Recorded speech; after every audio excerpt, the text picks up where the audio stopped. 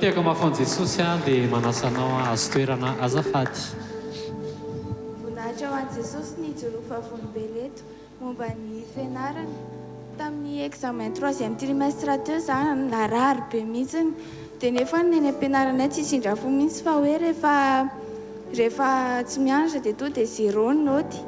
Dia natahotra be satria za marary dia nefa masoko mavesatra be za mamay be ao an-tranonay dia tsy afaka namandray kahie ary. Dia mivavaka ato ao an-tranonay sady mitomany hoe Jesosy mba ampio za satria examen zay nefa za tsy afaka mianatra lesona farany mba mijery kahie farany. Dia nianatra ihany tany am-pianarana dia tsisy miditry ny lohako mihitsy tao ny ao amin'ilay feuille tsisy aza haiko ilay izy fa za tsy afaka manoratra. Dia sady te hatory satria fanafody nohaniko fanafody mampatory. Dia ao am-pianarana miezaka manoratra foana dia ohatran'ny hoe tsapako mihitsy Jesosy hoe manampy anahy satria alohan'ny anoratako amin'ilay feuille za mivavaka aloha hoe mba ampio Jesosy satria na mamaky ilay soratra raha ny sahirana be dia nampiany Jesosy tena fahatsapako mihitsy hoe manampy anahy izy. Dia avy eo za vita ny examen dia niandry any porte ouverte amin'izay dia ozy izy tamin'ny nenay tamin'ny vacances mbola tsy tonga ny porte ouverte hoe andeha hianatra lesona ho aza fa za fantatra hoe manao repêchage. Dia ozy izy dia sady hivavaka ihany hoe Jesosy engane za fa tsy manao repêchage. Dia voninahitra ho an'i Jesosy fa sady tsy manao repêchage fa to dia mifindra fotsiny. Alleluia. Zao tiako mahafaony Jesosy témoignage manaraka. Sotran'i Jesosy tsika tamin'ilay témoignage teo satria rehefa nangataka tamin'i Jesosy izy dia nampiany Jesosy. Voninahitra n'Andriamanitra rereny amerenako ny voninahitra avy any aminazy. Za zany tia zany fofotrondro varombelona vao mafana be mihitsy. Tamin'ny talata zany zahako namonjy sekoly dia nitenenin'ny papa hoe mila mitory ny filazantsara. Dia nitory any talata atoandro dia niresaka tamin'olona dia nitoriako ny filazantsara Jesosy efa ho avy izy fa tena mitory tena mivavaha zay any amin'ny fiangonana fa zay fiangonana misy Jesosy any nivavahana. Dia oke dia nody dia nandeha mivavaka zay larobia indray. Dia larobia hariva nangataka inona Jesosy zany tiako atao. Dia tena niteny tamin'i Jesosy Jesosy ataovy zay tianao atao amin'ny fiainanay. Tena nangataka hoe ataovy zay tianao atao amin'ny fiainanay. Fa ny masina tiana ataovy. Tonga ny lakamisy dia nandeha niasa ahako. Dia nangataka ianao ataovy zay tianao atao amin'ny fiainanay. Dia nizaha zany tia milalao telefôna, tia mijery Facebook. Nataon'i Jesosy zay tiana natao. Nandeha niandry bisy teny amin'ny kinafo sa niandry amin'ny madamako. Nataoko taty am-paosy ny telefônako. Lasa mipangaro paosy. Jesosy, taitsa. Oe Jesosy, very ny telefônako mamao ay. Tonga dia anatin'ny saiko hoe zay zay tiako atao aminao. Satria nametsahanao amin'ny fonao ilay telefôna. Tena ho teka Jesosy tena misaotra dia mbola mitsikitsiky ihany dia ozy ilay olona anaty dibisy hoe to mbola mitsiky ihany ilay olona nefa very ny telefôna. Nefa anatin'ilay telefôna misy 10 misy permis ako rehetrarehetra mipisiko anankitelo anatin'ilay anankiroa mbola mipetraka fotsiny anatin'ilay telefôna. Manao déclaration ana permis zao sarotra be tsisy permis mivoaka ny faritany. Tenko tena Jesosy tsy ny maman mba hisaotra tena misaotra ny toba tena tsy nisy hoe saindoatra hoe tsotriny za taloha tena hoe andeha hanendrika mpangaro tsy mety zany fa tabatabaiko ny severa tabatabaiko zay olona mibambanana teo fa tsy izany fa tena hoe jesosy manova lasona vavy a tena hoe oza amin'izay madamako papa inona zany le notsika radio mandra-parain'ny andro satria zay tena ny radio zany inonay mandra-parain'ny andro mienay dia iny reveilnay hoe tonga ny amin'ny ray maraina amin'ny roa maraina dia tsy maintsy marainalina vavaka marainalina zay mivady dia azy zay dia tsisy androany loha zany tsisy fa maintsy mivavaka tsika dia apetsatrika eo ampelantanan'Andriamanitra daholo zany zany dia isaorantsika azy tonga ny tamin'maly dia nahita vidy telefona mora be ny telefona vidiko dia saotra ny tompo dia neny radio zay tamin'ny alina voninahitra an'Andriamanitra rery azy. Alleluia. Saotra ny Jesosy ny amin'ny fiadanana na dia misy very telefona ary témoignage manaraka ao anatin'izany dia manentana ihany hoe aza apetraka amin'ny materiel na fonao tandray sao dia lasa mamatitra anao. Voninahitra ho an'i Jesosy ny tiako tsoroana vavany Benety dia le communion. Voalohany indrindra aloha le misy le ten'Andriamanitra iny hoe mivavaka mandrakariva ka tsy reraka. Nangataka tamin'i Jesosy azy hoe ahoana Jesosy zany hoe mivavaka mandrakariva ka tsy reraka satria eo amin'ny 15 minutes 20 minutes eo dia reraka.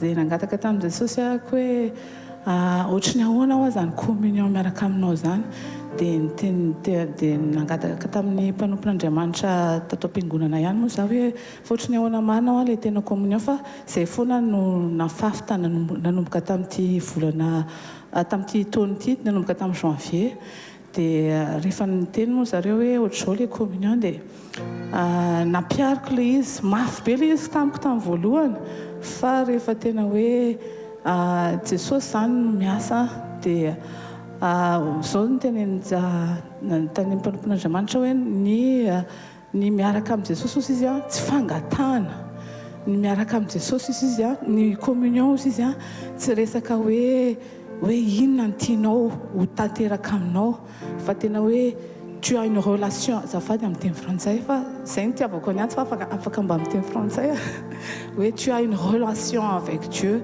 tu donnes tout ton cœur à toi ny histoire zay zao zany teny tamin'i Jesosy hoe za fa ohatrany 90% ihany fitiavanao afaka omeko anao Jesosy dia niteny anazy Jesosy hoe zato isanjato fa zao zany tena afaka miteny hoe je donne mon cœur à Jésus tena hoe 100% tsisy hoe taloha zany mbola misy an'le hoe apara kely hoe misy an'ny dadasineny misy an'ny vadiko misy an'ny zanako fa zao tena hoe je me donne totalement à Jésus satria le communion zany tsy resaka ohatrany hoe c'est pas une demande fa c'est une relation avec toi et Jésus. Le communion mahatonga anao za tena telaza aminao hoe manana fotoana miaraka amin'ny Jesosy aza maika ny eritreritra za tena nisy fotoana ohatrany hoe mivavaka adiny iray dia rehefa eo dia mieritreritra be za raha tsy amin'ny fotoana ny fieritreretana fa omeko ny fotoanako ho an'i Jesosy dia araka le teneny le rahalahy teo iny hoe iny amin'ilay marainalina iny tena hoe juste de 2h du matin jusqu'à tsy haiko hoe amin'ny firy fa fantatro hoe amin'ny 10 manomboka amin'ny folo vady aman-janako dia tena hoe mameno ny fotoana ho an'i Jesosy dia zao koa ny teneny fanahy masina anahy hoe misy fotoana amin'izay moa zany nangataka tamin'ny fanahy masina hoe zaho nilaza ny teninao hoe ny ondriko mahafantatra ny feoko nefa zaho ohatra mivavaka fa tsy mahafantatra ny feonao fantatro ihany ny feonao fa rehefa un peu près rehefa tapitra le izy zay fa fantatro zay ianao fa niteny fa amin'izao fotoana izao tena hoe tena reko amin'izay hoe misy feo maheno feo an'ny fanahy masina efa ela be nangataka an'izay fa zao tena henoko dia zao ny teny fanahy masina anao hoe misy an'ilay fampianarana zay nampianaran'ny pasteur zao hoe ianao ozy izy mila mame fotoana ho an'ny fanahy masina dia angatao fanahy masina hoe qu'est-ce que tu veux Saint-Esprit dia nangataka tamin'ny fanahy masina hoe inona fanahy masina ny tianao dia zao ny teneny anao hoe reste dans ma présence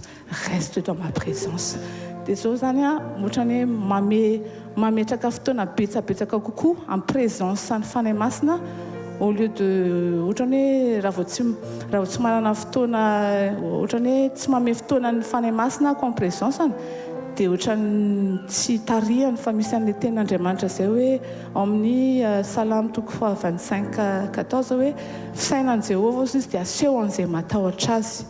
Dia tena hoe fisainany rehetrarehetra na ny zavatra tokony ataonao na ny zavatra tokony tenenao dia tonga dia izy daholo mamantatra. Tu n'as pas besoin de faire des efforts, mais c'est lui seul qui accomplit tout ce que tu vas faire de la journée. Ohatra hoe miteny zavatra ny vadiko hoe ohatran'izao dia za moa mora tohana fa zao za fa tsy mora tohana fa tena calme tsara dia na izy ara tonga saina tampoka dia rehefa mahazo bisou azy nefa tsy dia mahazo an'izay.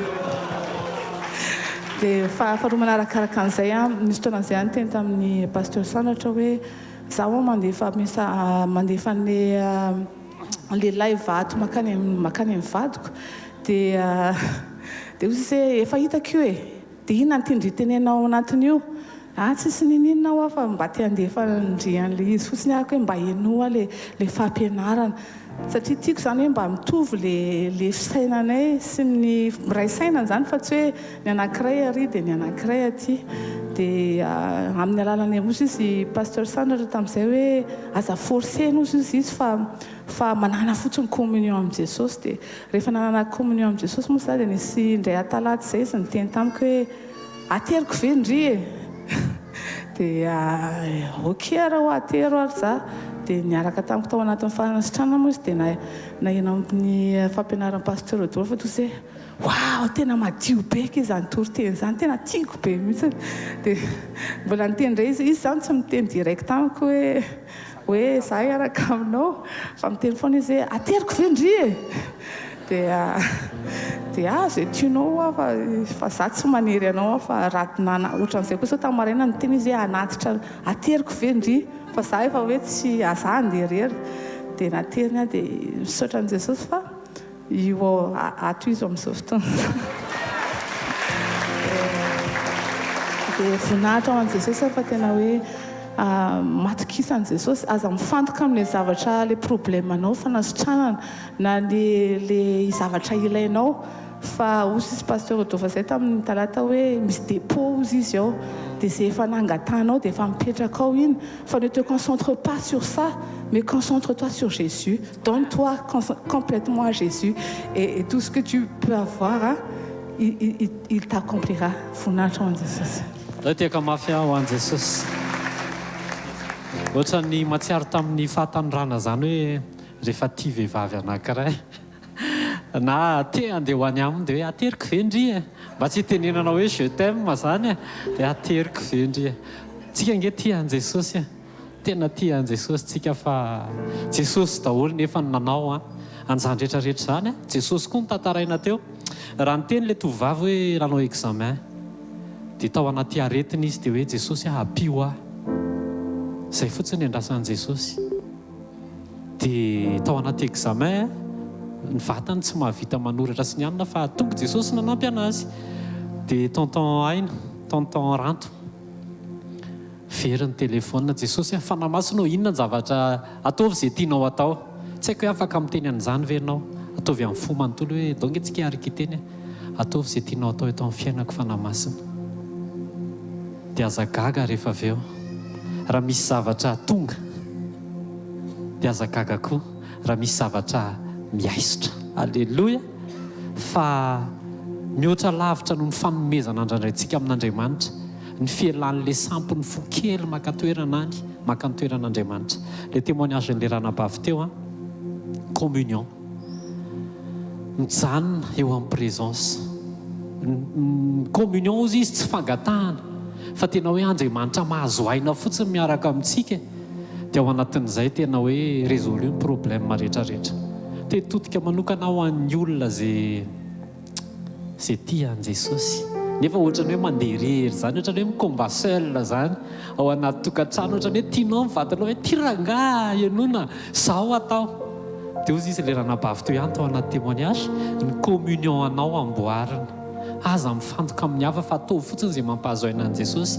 Rehefa manitra Jesosy ianao rehefa feno Jesosy ianao dia reny le vadinao reny le manodidina anao hoe tena pur zany message zany. Eto zao misy olona tsy haiko aiza moa le couple teo mba tsanganina fotsiny hoe nytanàna azafady. Le couple le nienona nijery télé a dia lasa nieny radio a dia tonga eto izy menakavy kely hoe mba tsangana fotsiny tanana fa tsy asaiko mankaty aronareo riarindriry zareo. Dia rehefa nanontaniana izy hoe inona natongavanareo eto dia hoe zay ozy izy mpanaraka télé aloha dia avy eo nieny radio dia fa maninonareo any tonga eto tena reny fananay fa tena za mihitsy le sakafo ilain'le fanahy dia aza menatra amin'zara fa atomboiny communion dia toy izy ny communion. Ndao tsika hitsangana, ndao tsika amerina ny voninahitra ny amin'i Jesosy ny amin'ny fahafahana examen. Rehefa mila fanampiana amin'i Jesosy ianao dia efa misy valiny ihany. Ny fotoana Andriamanitra mamaritra azy fa tsy ianao mamaritra azy. Condition dia zao hoe ataovy mahazo aina fotsiny Jesosy, ataovy mahazo aina ny présence miaraka aminao dia teneno izy esory zay tsy mety, ataovy zay tianao eto amin'ny fiainako. Andao tsika tsy hamaritra ny fiasan'Andriamanitra eo amin'ny fiainantsika fa anao zay hampahazo aina azy eo amin'ny fiombonantsika sy amin'ny fiarahantsika aminy. Asandrato ny tananao dia andaontsika hivavaka. Jesosy ndreto izay miray fo miray saina mamerina ny voninahitra any aminao. Misaotra Jesosy ny amin'ny fisiany sekoly, misaotra ny amin'ny fisiany radio, misaotra ny amin'ny fisiany émission any amin'ny télé. Misaotra Jesosy fa amin'ny alalan'ireny dia tonga any am-pon'ny olona ny etaetanao Jesosy. Misaotra Jesosy fa rehefa mangataka izay hoe ampio ao anatina fahasarotana lalovana anatin'izany ny examen dia tonga ianao mamaly vavaka. Misaotra Jesosy ny amin'ny etaetanao azo aina 100 isan-jato aty anatinay ka rehefa mangataka izay hoe ataovy izay tianao dia asorinao izay zavatra mitady haka ny toeranao na efa maka ny toeranao. Jesosy 100 isan-jato anao 100 isan-jato anao izay tsirairay avy, 100 isan-jato ny présence anao no hitarika anay, fa fenony fananao masina no hitondra anay dia averina ihany aminao midera sy ny laza ary ny voninahitra. Jesosy eto dia mivavaka ho an'ny olona izay tsy eto ny vadiny na tsy eto ny zanany na tsy eto ny ray na ny reniny na tsy eto ny ray aman-dreniny.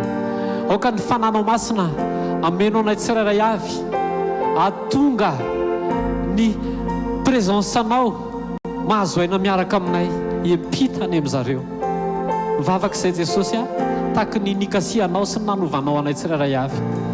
Tao amin'ny tsirairay avy ho tonga eo amin'ny fanatrehanao, ahatonga anao ahazo aina eo amin'ny fiainanay tsirairay avy isa-tokantrano ary eto Madagasikara.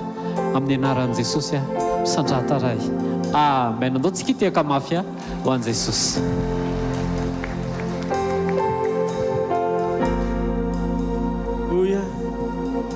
Azo tia-tanana mafy eo ampanjaka ny mpanjaka sy tompotompo izay miaraka amintsika eto androany maraina mba fantatra tsy izay rehetra te ho eto ny tonga eto.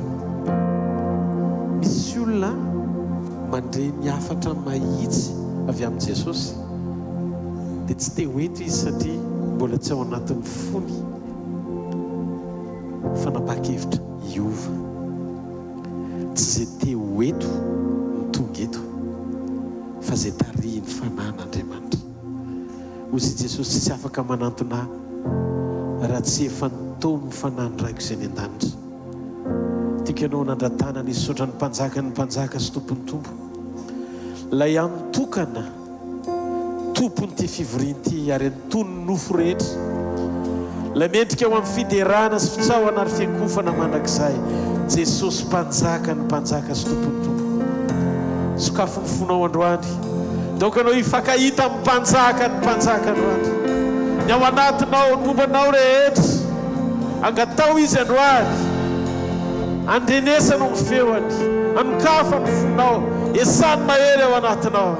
Alleluia, alleluia. Misy mpanjaka miaraka amintsika eto androany, mitoetra eo anivontsika androany. Ho azo ny voninahitra mandrakizay. Misy mpanjaka manatriketo sokafiny fo andray azy ny fiderana no anjakany soavany manenikantsika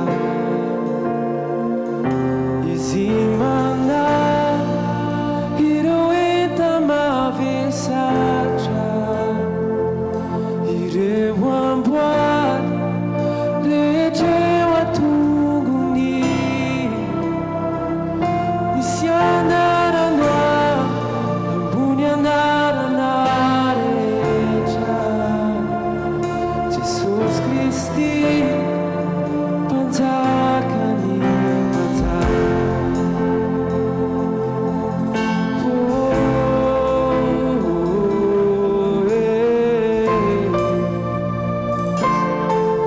Milatitra ny mihaza sy voninahitra ny mpanjakatsika. Halleluja. Ho azy miady Manao reny sy manasay voninahitra mendriky ilay mandreso antsika narevina nitsangana mike mifasana sy natazo azy mifidera deo azy mandrakisa naninandres tompony fanalay misy anarana ambony anarana rehetra Jesosy Kristy mpanjakany mpanjaka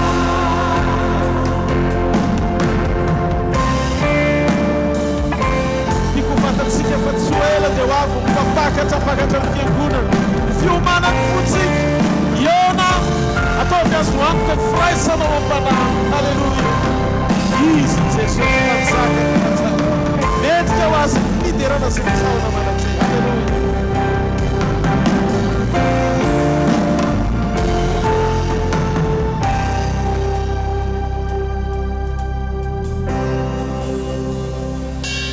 tsy hoelintsony ahitazisika miranomaso ho fafangy boatanra kapizaniady tsy lany mipamonjisika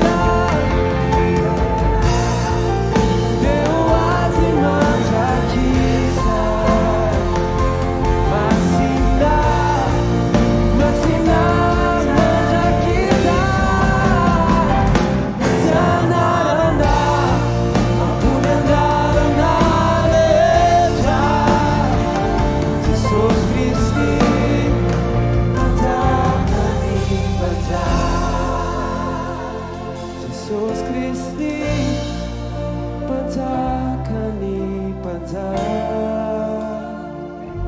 Jesosy Kristy mpanjakany Nao tsy mitean-tanana mafeo amin'ny mpanjaka ny mpanjaka asiora-koram-pifaliana ho an'le be voninahitra sady mpanjaka atsika mandrakizay.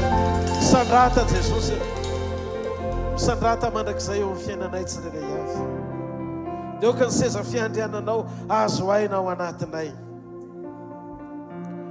Mamaka mandrakariva ho amponay ho anao rery ny voninahitra mandrakizay.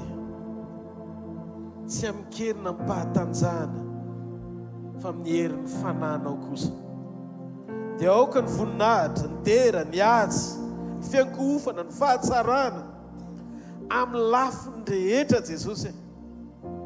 Tsy ho an'ny olombelona niza niza fa ho anao ilay mitoetra amin'ny seza fiandrianana mandrakizay amen amen amen amen ty hafa mafy ny tompo dia maza ho toerana tompo alleloia miaravantsika indray amin'ity sabotsy maraina ny fiombonana amin'ny Kristy Jesosy ity fifaliana lehibe ho anay indray androany ny miarabanao tonga soa eto amin'ny fanatrehan'Andriamanitra isaoran'Andriamanitra ihany koa ny amin'ny fahatongavan'ny mpanompony Maindarta Blom eto Madagasikara izy moa dia sakaizan'ny fanompona ny Afrika du Sud isaorana ny tompony amin'ny fisiny sy ny fanoran'Andriamanitra azy fa isaky ny tonga eto Madagasikara dia tsy mba mahafoy atsika andao ity tanana mafy be ho an'i Jesosy ny amin'izany mpanompon'Andriamanitra zany mbola mety tsy eto moa izy androany fa tamin'ny zomariva izy teto amin'ity toeran'ity nitondra ny tenin'Andriamanitra sy ny afatr'Andriamanitra ho antsika isaorana ihany koa Andriamanitra ny amin'ny fisin'ny teknisianina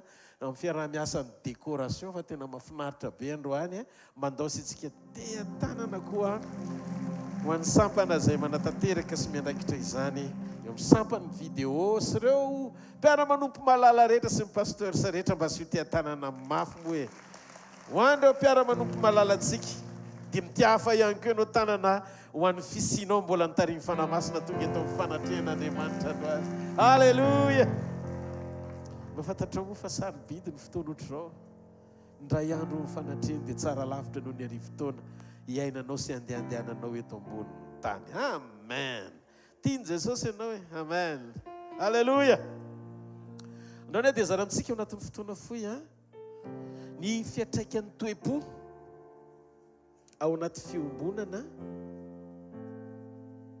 manetsika ny voninahitr'Andriamanitra ny fiatraikan'ny toe-po ao anaty fiombonana manetsika ny voninahitr'Andriamanitra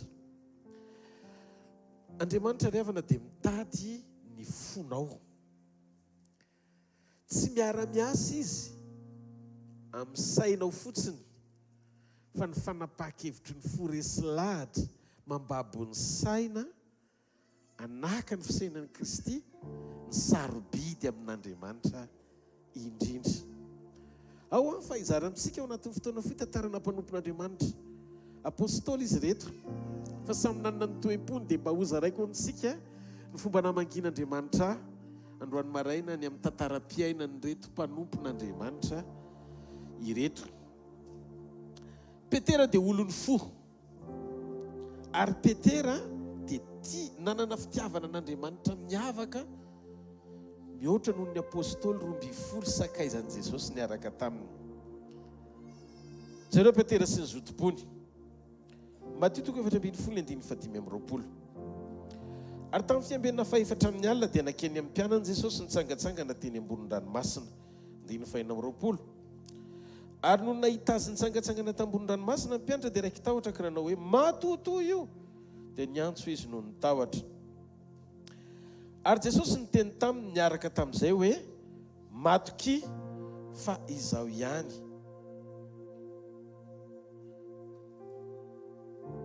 aza matahotra ary Petera namaly azy ka nanao hoe tompoko raha ianao ihany dia sovy manantona anao eny ambonin'ny rano ary hoy izy manatona dia nidina nila tamin'ny sambo kely Petera ka nandeha tambonin'ny rano anantona an'i Jesosy fa raha nahita andrivotra izy dia natahotra raha vao niletika izy dia niantso hoe tompo ovonjeo ary nanintsitra ny tanany miaraka tamin'izay Jesosy dia nandray azy ka nanao taminy hoe ry kely finoana nahoana ny mianahany ianao ary rehefa niakatra teo tsambo kely izy dia nitsahatra nitafiotra tantara fantatsika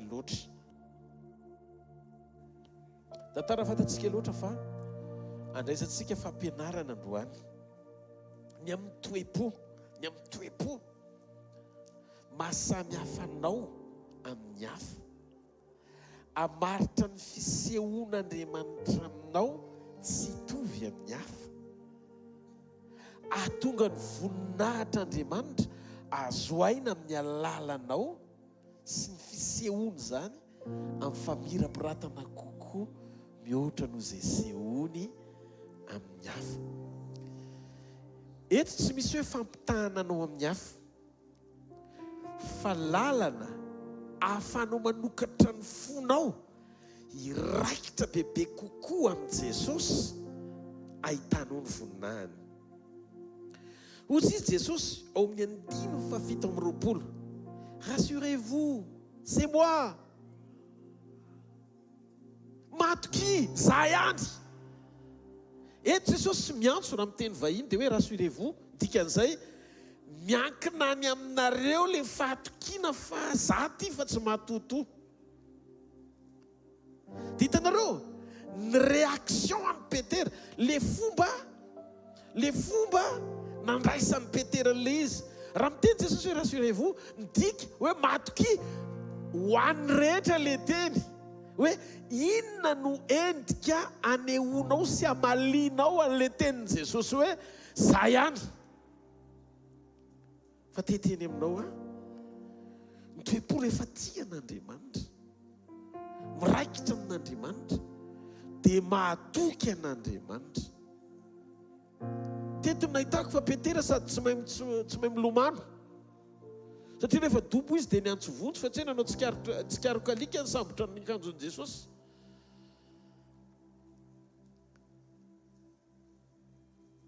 Fa nanam-pasahina izy hiala ny lakana ho eo amin'i Jesosy, satria nisy endrika nahalalany an'i Jesosy mihoatra no ny fandraisan'ny mpianatra hafa aminy.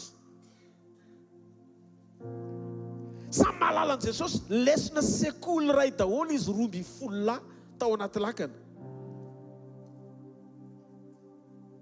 Fa Petera ny nanam-pasahina hivoaka ny lakana, nanome antoka an'i Jesosy hoe tena anehoako fa ianao io te hirasure amaly, te atoky amaly le zavatra nolazainao teo fa tsy matoto ianao, antsoy ho eny aminao. Dia ndao ny tsika isaina ianao tsy mahay milomano hivoaka ny lakana, mandana ane miala aveny anosy be fotsiny hoe ny ramena amin'iny le ranomasina be iny, tendrombohitra. Dia tadio fa tendrombohitra manodidina n'iny toerana iny dikan'izay ny ao ambany eo tsy marivo, fa ny ao ambany tendrombohitra matetika antsana. Nefa ianao hiala ao anaty vedety, andeha eny ambonin'ny rano, riska be zany, riska be. Tsy nahoan'ny Petera ny fiainany rehefa Jesosy ny resahana, niala tao anaty zone de confort misy azy izy tao anaty lakana, fa nivoaka ny lakana hisedra ny fahatokiny. Fa Jesosy ny miantso azy. Mafantatrareo ve? Teo no eo dia niavaka tamin'ny apôstôly rehetra Petera. Tsy noho ny nataony fa noho ny toe-pony tsy mahareteka ho an'Andriamanitra. Tsy noho ny nataony fa noho ny toe-pony. Raha ianao marina, antsoy ho eny aminao, voaka Petera nanantona an'i Jesosy. Taiza teny ambony rano.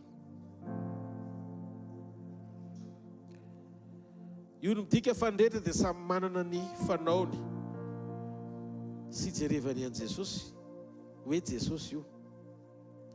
Fa eto meny Jesosy malalaka ny fisokafana ho an'ny tsirairay avy, mahalala azy fa izy tokoa io. Ary teto Jesosy tsy nilaza ny anarany hoe Jesosy ihany ty tsy niteny ny anarany izy, fosy izy iza. Midika fa ny fahalalànareo ny maha izy tao anatin'ny sekolon'ny tovo ny raisinareo 12. Jesosy nanontany zotom-po na courage, nanontany izy zotom-po. Ny courage nananan'ireo mpianatr'ireo maneho ny mahasamy hafa azy tsirairay avy tamin'ny fahalalany an'i Jesosy sy ny namaliny ny antson'i Jesosy hoe avy manatona. Dozy izy Petera amin'ny 5:20. Ary Petera namaly azy ka nanao hoe tompoko, raha ianao ihany dia saovy manantona anao eny ambony rano. Misy zavatra vitanao no mangataka azy, rehefa teriny eo am-ponao hiantso azy. Fa zavatra vitanao angatahana tsy vita ny hafa zay tsy manana an'izany vonina ao anatiny. Ary eo ny alalàna ny tena marina ao am-pony tsirairay avy eo am-panimponan'Andriamanitra. Inona ny mavesatra ao anatinao fa zay ny anokatra ny vavanao hiantso azy.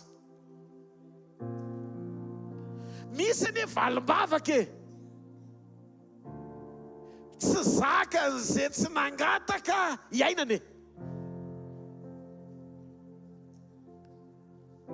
Ny fahatakaran'ny Petera hoe Jesosy io sy ny fahalalàny Petera fa raha hiantso Jesosy manaiky ny rano.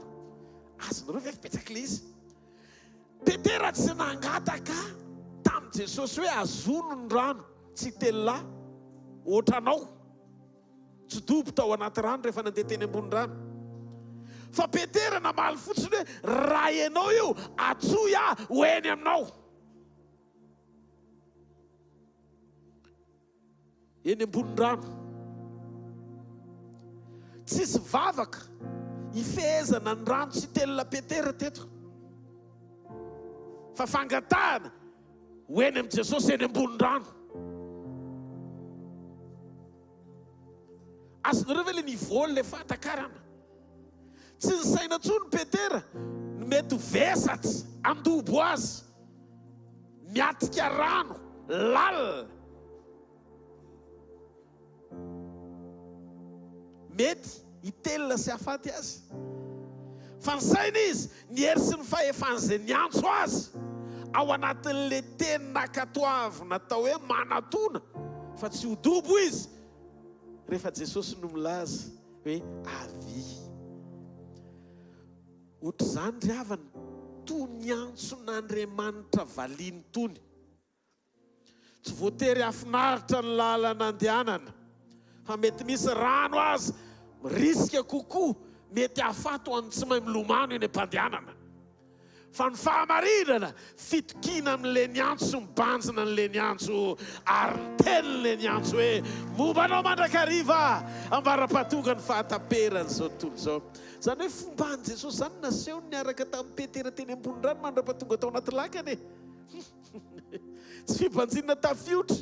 Misy ny zavatra hitany maso ety amin'izao tontolo zao, fa tiako no milaza aminao fa rehefa manarina anao ny voninahitr'Andriamanitra dia hafa mihitsy ny fijerinao ny zava-misy.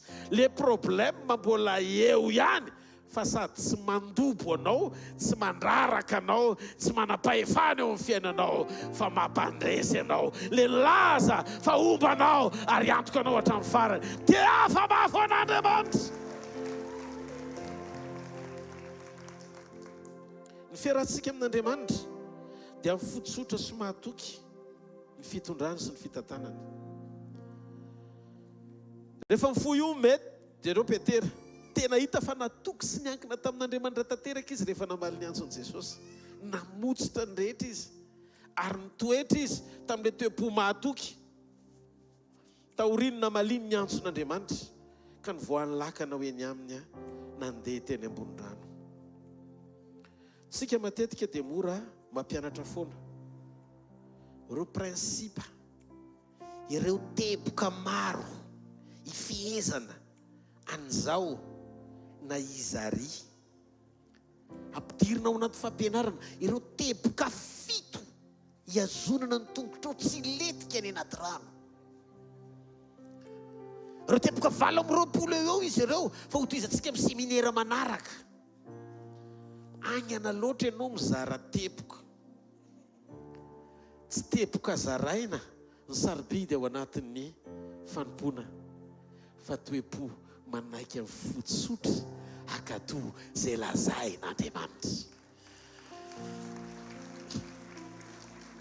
Ny filazantsara faran'izay tsotra indrindra nefa efikasy, tena tonga dia mandaitra, dia ny filanjantsara teny am-bavan'ny Marina ampiomana ny mpanompo tao amin'ny fampakarambady. Atao fotsiny zay asainy, ataonao fa tsy mila teboka. Fandanimpotoana ny teboka be dia be, fa ny fampiasana fototsotra akatoan'Andriamanitra ny aingana indrindra.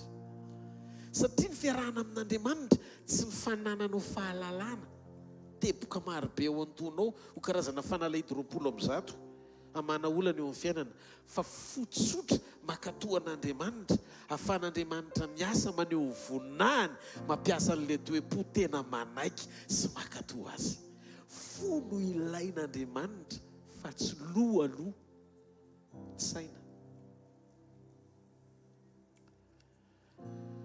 Tiako fatatsika efa Andriamanitra Jesosy afaka mitondra antsika lavitra ao anatin'ny sekoly fatokiana. Zareo fa Jesosy mbola tsy tapitra akory ny hoe efa tonga teo amin'ny lakana izy fa eny an-dalana mivoaka ny lakana eny mbola Petera izy mbola vao avy anatona ny zareo eny ambonin'ny rano fa mbola tsy tonga teo amin'ny lakana akory no niantso amin'ny Petera hivoaka ny rano akeny aminy. Azonao ve zany? Jesosy zany tia mpianatra fa ny finoana tsy miainga avy amin'ny traikefa satria raha ny tokony ho izy efa tafiditra tao anaty lakana izy nandeha vao niara mivoaka tamin'ny Petera tao amin'izay fa tsisy risika intsony fa izy mbola eny ambony rano natao matoto no niantso Petera mivoaka ny lakana keny aminy. Zavatra tiako tafiditra eo anatin'ny sainao sy ny fonao eny an-dalana mandeha ambony rano izy mangataka tsy niantso amin'ny Petera anomboka sahady miaraka aminy. Ny marina dia mbola tsy vita akory ny natomboka Jesosy satria raha ny tokony ho izy na vita nandeha izy tamin'ny mpianatra rehetra no vao namoaka anankiray na roa na izay tokony araka taminy. Zany no atao mpampianatra prinsipa zavatra nisy vokany no zaraina hoe tena azo antoka fa efa vita sy voafehy. Fa neny Jesosy mbola eny an-dalam-pandehanana izy mpianatra ny hevitra azo matoto nefa izy mbola tsy tonga teo anaty lakana akory no namoaka amin'ny mpianatra hoe voa dia vy. Zany no atao hoe finoana. Raha ino ianao fotsiny fa tsy antehitra amin'ny zavatra hitanao maso sy azo tsapaitanana dia iseho ny fiainanao ny voninahitr'Andriamanitra. Tamin'ity indray mandeha ity dia olona roa no nandeha teny ambony rano, Jesosy sy Petera. Fa inona ny zavatra nolazain'ny Matio tamin'ny ora hony fahaefatra. Dia jereo tsara ny 5:20 tamin'ireo fiambenana tamin'ny ala dia nakeny amin'ny mpianany Jesosy nitsangatsangana teny ambonin'ny rano. Ny zavatra hitako eto tsy ny tantara mihitsy Matio ny exploit amin'ny Petera rehefa tanteraka ny fiverenana tao anaty lakana. Fa nafantoko Matio tany amin'ny Jesosy à 100% ny fitantarana ny zavatra rehetra sy ny voninahitra tamin'izay zavatra rehetra niseho teny ambony rano. Misy zavatra anankiray tiako ho tafiditra ho amponao. Iza moa no mitantara eto? Matio no miresaka. Matio ne mpianatra naman'i Petera. Fa ny zavatra tiako zarena dia zao fa maninona ianao ao anatin'ny Baiboly. Matio, Marka, Luka, Jaona mihitsy tena namaky an'ilay izy dia hitako tao anatiny ireo fitantaran'ireo ny toe-pon'ny mpianatra. Matio mahita zavatra tsara ataon'ny rahalahiny nefa tsy tena makafy mba mitantara ny fahatsaran'ny hafa amin'ny fomba fanoratanao ny zava-misy. Nefa zavatra tsara ilay izy. Matetika rehefa misy tsara sy fahombiazan'ny hafa dia ianao tsy mba mitantara zany mihitsy. Ohatra rehefa nandeha teny ambony rano Petera dia Jesosy irery ihany nitsindrin'ny mpianatra mafy. Fa Petera tsy dia nahoany loatra. Matio zany mpitantara zavatra en gros. Fa tsy vita ny tantaran'ilay zavatra midetaile izy araka ny tena tokony ho izy ny amin'ny tonan'Andriamanitra ny Petera koa teny ambony rano. Jereo anefa ao anaty Baiboly, jereo tsara ao anaty Baiboly, rehefa nandahany Jesosy Petera dia nitsondriny jaunina tsara mihitsy tamin'ilay ora ohatr'izao sy tamin'ny fotoana ohatr'izao rehefa ohatr'izao zahay dia nitsangana tonga dia manitsoka fotsiny ngaraina amin'ny bokiny jauna tonga jauna tonga dia tonono ny anarany i Petera ilay nandafa sao dia tafiditsy koza rehetrarehetra tsy ndriny tsara mihitsy vakeo ane tena amin'ny antsipriany mihitsy le tantara rehefa amin'ireny zavatra tsy nety reny ny tenenina sy itorahana mitoroka an'le rahalanao ianao fa ny zavatra nafinaritra dia zao hitako Jesosy tsy nanome clé an'izaniza fa tsy Petera nomeno ny fanalahidy fa iza moa Petera mpanjono araky ny tantara koa Petera ohatry ao bokiny io koa hoe Petera ny teny hoe ny amin'ny teny izay nampanoratako anareo tsy mahay manoratra izy ary tsy mahay mamaky teny i Petera raha mitantara zao anefa izy nanana fotsotra indrindra tamin'ny mpianany tamin'ny fanakekezana an' Jesosy ary izy koa no manana maso misokatra indrindra raha-panahy nahita ny Elisy nahay any Elisy Mosesy nefa mbola tsy niaina tamin'izany andro zany akory rehefa nisy teo tendrombohitra Elisy Mosesy dia Petera no teny hoe andaontsika ianao lay telo ny ray ho an'ny Mosesy dia ny ray ho an'ny Elia dia ny ray ho anao fa nga izy efa teto tamin'ny andron'ny Elisy Mosesy no mamaritra eo izy reo misy eo ambony tendrombohitra reo fa ny vision misokatra tonga dia mahafantatra zavatra any amina zato taona lasa maro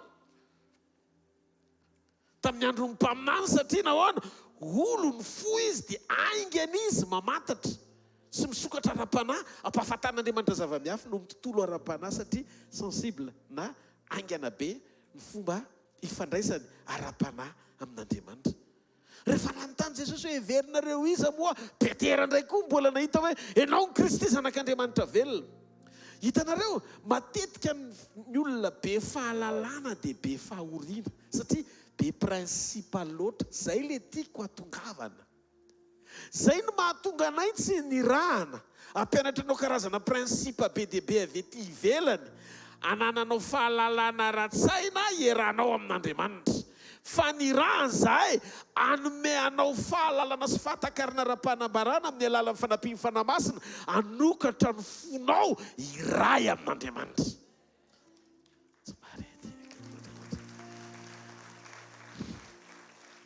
ny fiovan'ny olona anankiray anakekezany an'Andriamanitra sy omborany amin'Andriamanitra dia tsy miankina amin'ny fahendrena ananany ara-tsaina amina karazana principa roanjato hitondrany ny fiainany fa amin'ny alalan'ny fisokafany fony anaikotarivo fanamasina amin'ireo toe-panahy irian'Andriamanitra ananany ary nataon'Andriamanitra ao anatiny tamin'ny andraisan'ny fanamasina mba hizorany Seitany ary hiaina ny voninahitr'Andriamanitra androany maraina ao anatin'ity communion ity hitako ny fanamasina fa hiasa mafy ao anatinao ary zay fiasa amin'ny fanamasina zay anokatra ny masom-panahinao anokatra ny fonao anana an'izay fahatsolom-panahy tao amin'ny Petera tao anatin'ny fahatsoram-piainana izay hifandraisanao amin'Andriamanitra sy hiainanao ny voninahitr'Andriamanitra koa somary etieka ao an'Andriamanitra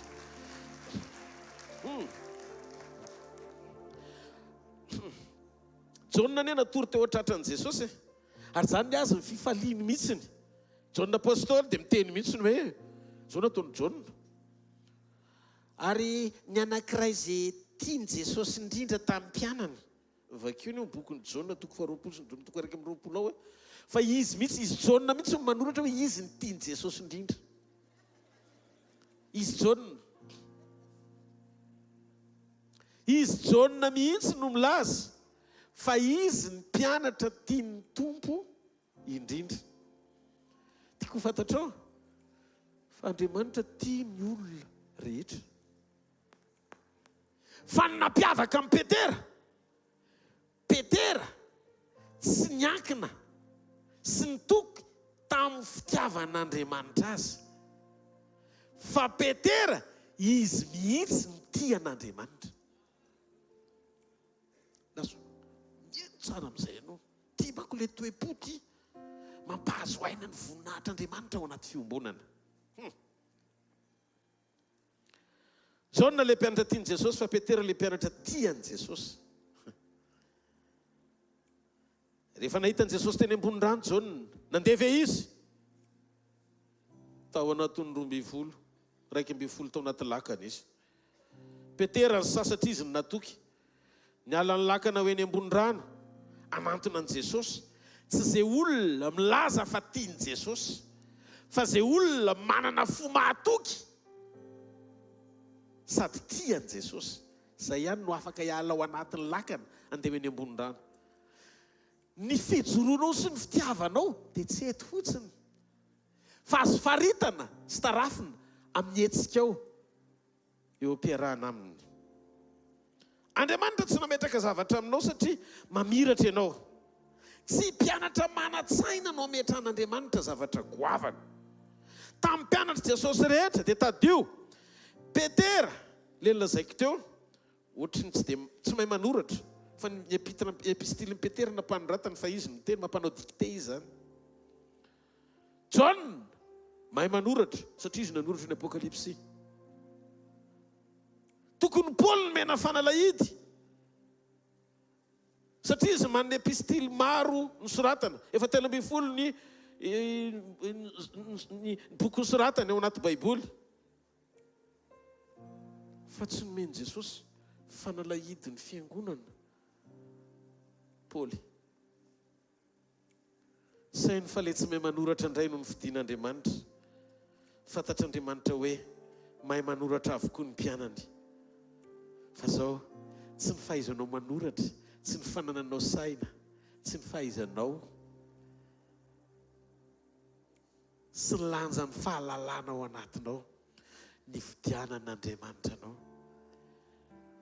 fa ny fonao tia azy, ny fonao akaiky azy, ny fonao matahotra azy, ny fonao manaja azy, ny fonao manome voninahitra azy. Dia zao lasa Petera ny fantany. Raha ohatra ka fa mirapiratana sy fahaizana ary fahalalana ny resahana dia tokony Paul nahazo fanalahidy na i John nanoloran'i Jesosy ny fiangonana eo an-tanany. Raha mirakla fotsiny tokony Lazarosy ny lehibe indrindra satria izy nitsangana tamin'ny maty farana avy any am-pasana natsangan'i Jesosy. Fa tsy izay le izy. Ny fifidianan'Andriamanitra tsy zavatra eny ivelany na eo midingana maha-olombelona mana-tsaina. Fo no fidian'Andriamanitra. Mitady olona araka ny fo koa. Ary izay olona izay dia olona vonina anao ny sitrapoko rehetra. Lasa nofinofy ny fandresentsika. Nofinofy ny fandresentsika. Raha ohatra ka tsy mahazo ain'Andriamanitra, mahita ny toe-pontsika. Ianao zao androany olony fo ianao. Malala ianao mizara fitiavana amin'ny olona, tokony ho tiavana. Fa ny fon'Andriamanitra tsy ohatra izany. Tsy hoe rehefa mety aminao ny olona, nendray ianao mandalo sekoly kely.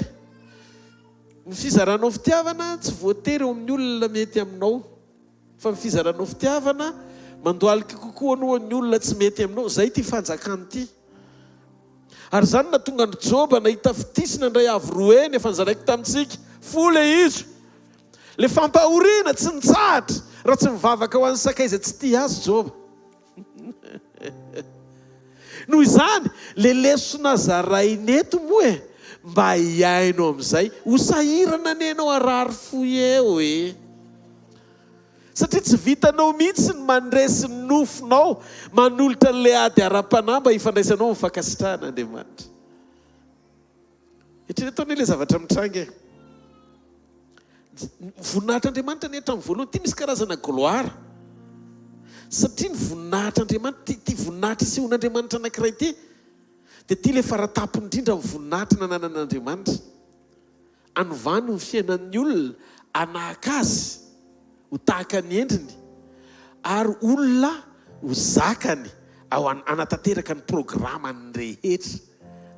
Na amin'ny fanomponao eto ambonin'ny tany zany, na amin'ny fandraisanao aminy, na ny fankahitanao aminy amin'ny fotoana iverenany. Inona le izy? voninahitra manajamba anao tsy misy an'izao tontolo zao ntsony fa mampahiratra anao ao aminy. Azadiny fa voninahitr'Andriamanitra koa no manajamba ny mahiratra. Ndao tsika antso amin'ny Paoly apôstôly vetivety. Paoly vetivety fotsiny mba notany ianao inona zavatra nitranga teo amin'ny lalany Damaskosy teo amin'ny vavahady. Seho tamin'ny Paoly ho voninahitr'Andriamanitra. Namirapiratra Jesosy teo amin'ny vavahadiny Damaskosy. Fa rehefa namirapiratra teo amin'ny vavahady izy dia inona zavatra nitranga? Fahajambana. Nisy fa tsy fahiratana. Novonoana aloha ny masony teo aloha fa anirakana ny asa Andriamanitra ampahiratra azy vaovao. Diky fa tsy hoe fahavalo ny fahiratanao Andriamanitra, fa manitsy ny fomba fijerinao le voninahitra hifanaraka amin'le programa tian'Andriamanitra ampahitananao eo am-panompoana azy. Atao avy amen. Niaona tamin'ny voninahitr'Andriamanitra teo vavahadiny Damaskosy izy. Ary rehefa niseho le voninahitra sy famirapiratana dia nanomboka very ny fahitany, nanomboka jamby izy, niditra teo an-tanàna izy nitaingina soavaly. Fa niala teny ambony soavaly izy rehefa hiditra tao an-tanàna, ary olo-kafa no nitantana azy any amin'izay toerana tsy voatery ho fantany. Very ny fahitana feno fahotana, very ny fahitana feno faharatsiana, very ny fahitana feno fialonana, very ny fahitana feno fanenjena, very ny fahitana feno fanaratsiana. Ilaina ny fahajambana rehefa tonga ny voninahitra. Ianao zao androany mety tsy dia mahita tsara isan'andro mivavaka mba hampahirato ny masoko, mametra-panontaniana aminao ampiasain'Andriamanitra ve masonao sa hijerevanao zava-betaveta, pornographie, film action betsaka, commando ny jerenao fa tsy Jésus de Nazareth akory.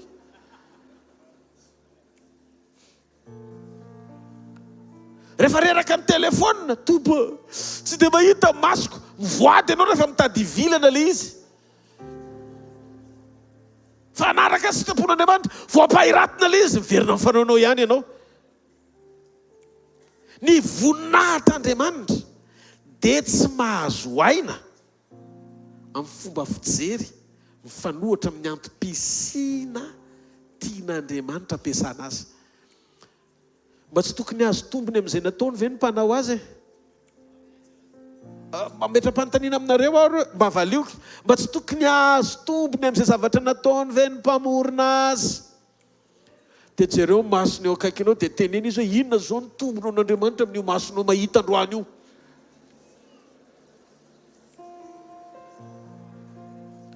Teneny izy hoe noentinao aizy io masonao io e. Hitanareo, ny voninahitr'Andriamanitra zany rehefa midina eo amin'ny fiainan'ny olona, mila fatatsika teo anaty communion, ao anaty fiombonana amin'ny Jesosy. Ny voninahitr'Andriamanitra rehefa midina eo amin'ny fiainan'ny olona anankiray dia manohatra izay tsy an'Andriamanitra eo amin'ny fiainan'io olona anankiray io. Dia tsarovy fa misy fotoana tsy dia volo ny manohatra anao fa Andriamanitra. Ndana nytanio Jona, tsoky le Jona. Jona nanahoana ny teny ambony sambo rehefa ho an'ny Tarsisy. Fa ny tafiotra tsy dia voly, fa Andriamanitra naniraka tafiotra anakana ny dian'ny Jona tsy ho an'ny Tarsisy, satria ho an'ny Niniva ny tian'Andriamanitra ahitana azy. Ny gloara afaka midina anohatra amin'ny programan'ny olona izay tsy ao amin'ny sitrapon'Andriamanitra. Misy zavatra nandray eo amin'ny fiainana, eritreretinao fa Satana, roasinao fa tsy mety miaisotra. Dia tiako ho fantatrao fa Andriamanitra manohatra ilay izy. Te hitondranao any amin'ny programany. Hitan'Andriamanitra ny fony Paoly fa tena Andriamanitra ny nasari-piaro azy, tena Andriamanitra. Hoe maninona ny olona manaraka an'izany Jesosy avy any Nazareta zany, satria izy olona nianatra teolojia teo ambany hvkl-'ny Gamalela. Tena mpianatra mahatoky, nijoro tao amin'ny sitrapon'Andriamanitra, manaraka tsara ny fotom-pampianana judaisme, sary-piarony amin'Andriamanitra amin'ny zavatra nianatra. Olona spirituel ihany isôly. Dia ozy izy rehefa reto koa rangany manahirana sy manova ny finoana, ary tonga ny olona tsy ho an'Andriamanitra, aloha fa toerina. Dia zao ozy izy Andriamanitra tsisy Andriamanitra manohatra Andriamanitra zany e. Fa noho ny fonao hitako hoe tena naify ianao ary tena mijoro amin'ny fitiavana dia mahitsoko izay fitiavan'izay eo amin'ny tena izy. Teo amin'ny lalan'ny Damaskosy amin'izay nidina ny voninahitra ny Seho Jesosy dia ilay voninahitra ny nanajamba azy. Voninahitra manajamba ny mahiratra fa tsy voninahitra mampahiratra ny jamba. Sotiaka ho an'i Jesosy. Ka io mahasoa manomboka androany rehefa tena ny alalanao zany hoe olona efa tafiditra any amin'ny dinga voninahitra tena mety amin'Andriamanitra ny olona anankiray tsy mierikerika ranofo be tsony io mahasoa. Tsy hoe eny an-dalana io mahita olona mitanjaka dia mivilivily na ampiasaina be dia be amin'ny televiziona sy ny telefona mandritry ny andro mihoatra noho ny fotoana ivavahana makina baiboly. Satria izay manana n'io voninahitr'Andriamanitra io fiainany dia jamba eto amin'izao tontolo izao. Lasa tsy hitanao intsony ny olona mankahalanao sy ny olona tianao satria ny fonao tsy miraikitra amin'izao tontolo izao sy mijery ny fandehany zava-misy eto. Efa babon'Andriamanitra tanteraka ohatran'ny olona dondrana sy adala kely zany ny fijery anao satria olona feno Andriamanitra tsy natao hifantoka loatra amin'izay zavatra mankaharary ny fonao sy mamily lalana ny masonao, tsy hifantoka amin'ny fahatsaran'ilay Andriamanitra efa mifidy sy niantso anao. Mba fantatrao ve fa rehefa miala ny voninahitr'Andriamanitra dia nisokatra ho an'ny enatra ny mason'ny Adama. Ka misy ifandraisany amin'ny fanovana vision sy ny vision anananao, ny fisiany io voninahitra io, ny fahitanao ny fisiany io voninahitra io amin'ny fiainanao. Tao amin'izay koa niaisitra ny fanapahana, niaisitra ny fahefana izay nomen'Andriamanitra ny Adama hifesy hitandrina ny tany. Tsarovy ihany koa ny amin'ny Davida. Davida nanirana angana tempoly ao amin'ny tantara voalohany tonga fito ambin'ny folo andiny voalohany ka hatramin'ny faro ambin'ny folo vakeo any an-trano fa lavalava ihany. Fosisy Andriamanitra, ny tananao misy ny raha, tsy ianao ny nangana ny tempoly fa ny zanakao no nangana ny tempoly. Midika fa ny gloara na ny voninahitr'Andriamanitra dia mandio anao sy mamboatra anao tonga olona mety amin'Andriamanitra. Fa natianao zavatra goavana ary ianao ka hitan'ilay voninahitra fa tsy tokony anao zany dia tsy asainy ataonao zany satria misakana avy amin'ny toetranao sy ny toe-ponao tsy mampahazo any an'io gloara io na io voninahitra io. Ahafahan'Andriamanitra tena misetrasetra maneho ny voninahiny sy ny fahatsarany eo amin'ny fiainanao. Mino fa ilay karazan'olona isika ampiasa fo ohatra amin'ny Petera fa tsy onona amin'ny fampiasan-tsaina amin'ny fahalalana fotsiny an'Andriamanitra. Andriamanitra dia mampitoetra ny voninahiny ho amin'ilay herim-pahany vanagoavana mandrakotra antsika manova toe-po. Ny fomba fijerintsika mba hifanitsy araka ny sitrapony. Jesosy dia niteny mihitsy fa naleony noho io voninahitra io mahitanao tapatanana sy borotongotra miditry ny lanitra sy jamba miditry ny lanitra tsy izay matanjaka be sy manatanana nefa tsy ho any akory. Mbandao ny vakitsika amin'ny Matio toko 7:20 hoe Matio toko 7:20 meny tompy daholo izy. Matio toko 7:20 andiny 9 ka hatramin'ny 9. Ko raha ny tananao na ny tongotrao no manafotoana anao tapaho izy ka ry ho afaka aminao. Fa tsara ho anao niditra kile mainana mandringa any amin'ny fiainana noho ny manana tanana roa sy ny tongotra roa nefa arina any amin'ny afo maharitra mandrakizay. Fa maninona no arina ny tongotra sy ny tanana dia asainy tapahana. Satria tsara kokoa aminao mibory tongotra sy tsy manatanana miditry ny lanitra hony fa tsy verany amin'ny elo.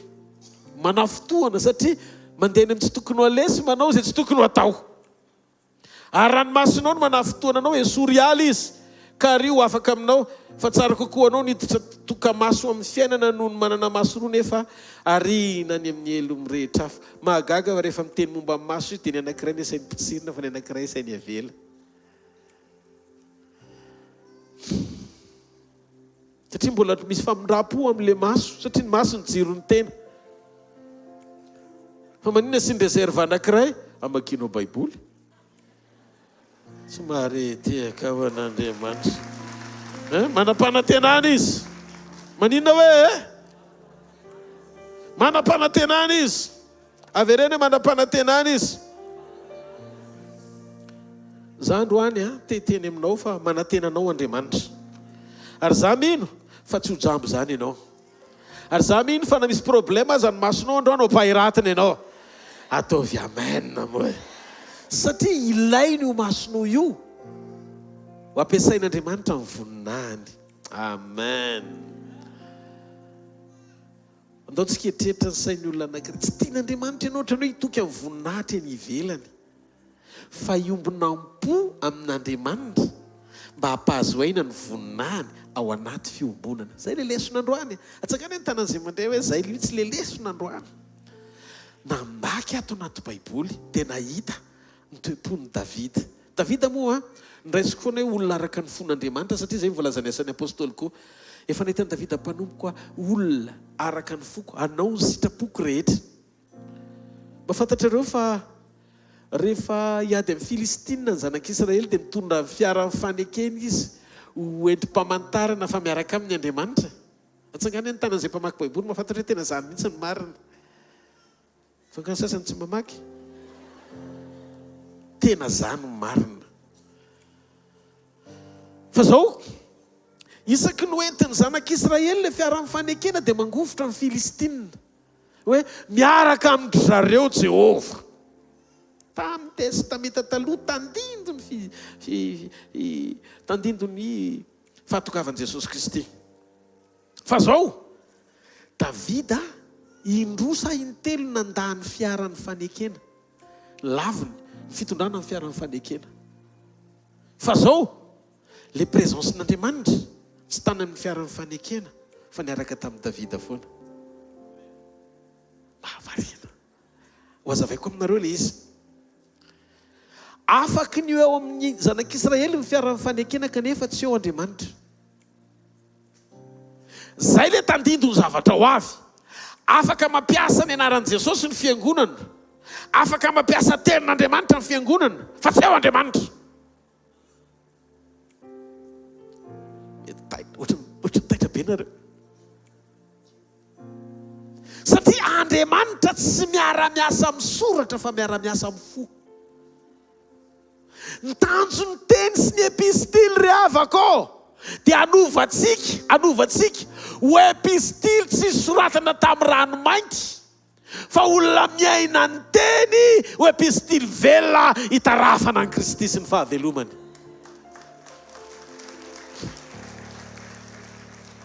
Andao any antsika isaina zao ny zavatra nitranga.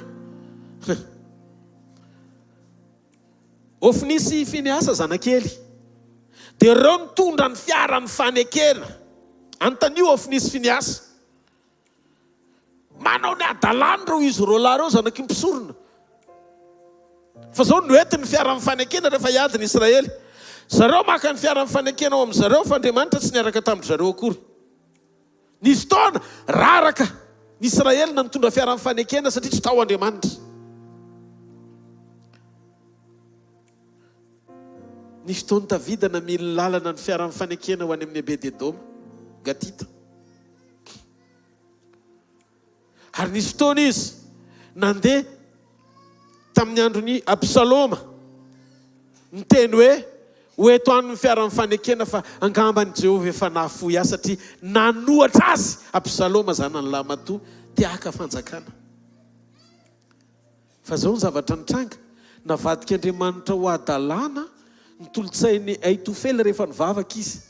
Ary ny fanatrehan'Andriamanitra tsy tany amin'ny Absaloma fa ny fanatrehan'Andriamanitra tao amin'ny Davida le nantsonsonsorany. Ndiky fa ny fiaran'ny fanekena afaka netiny zareo tany naverina. Abitara ny teny hoe andana vereno izy ny fiaran'ny fanekena. Dia niverina ny fiaran'ny fanekena tsy niaraka tamin'ny Davida rehefa hoe tendrombohitra fa angamba Jehova nafoya nefa Andriamanitra niaraka taminy tany amin'izay toerana nitokanany fa tsy tany amin'ilay fiaran'ny fanekena nentina niverina. Ka le izy marina ao anaty lista tandidon'ny Kristy. Zay mahatonga an Jesosy ny lasa tsy zetra miantso aho hoe tompoko nidry ny fanjakany lanitra fa zay manao ny sitrapony raiko zay ny an-danitra. Ny mahamaiky an'Andriamanitra olona miova fo mahalala lanja ny fisian'Andriamanitra fa tsy mionona fotsy fa manana ny présencen'Andriamanitra. Tsy mionona fotsy ilay manana ny présenceny.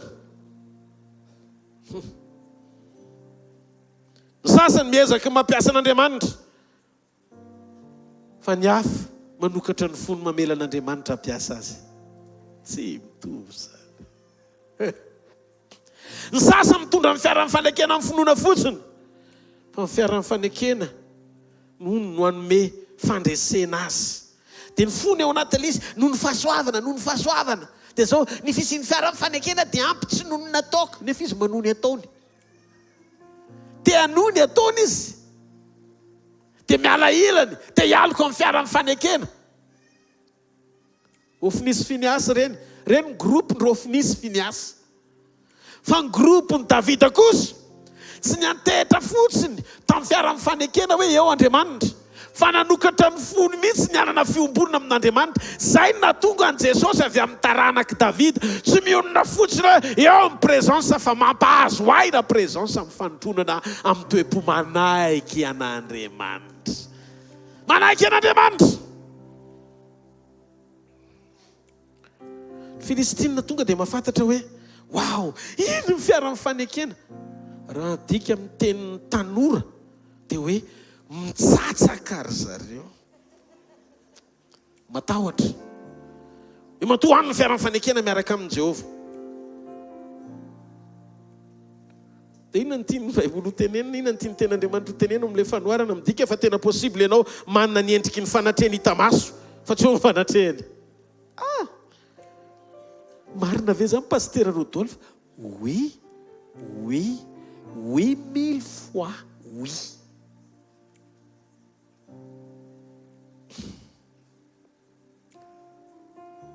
Possible ianao manana ny endriky ny fanatrehany hita maso fa tsy eo ny fanatrehany.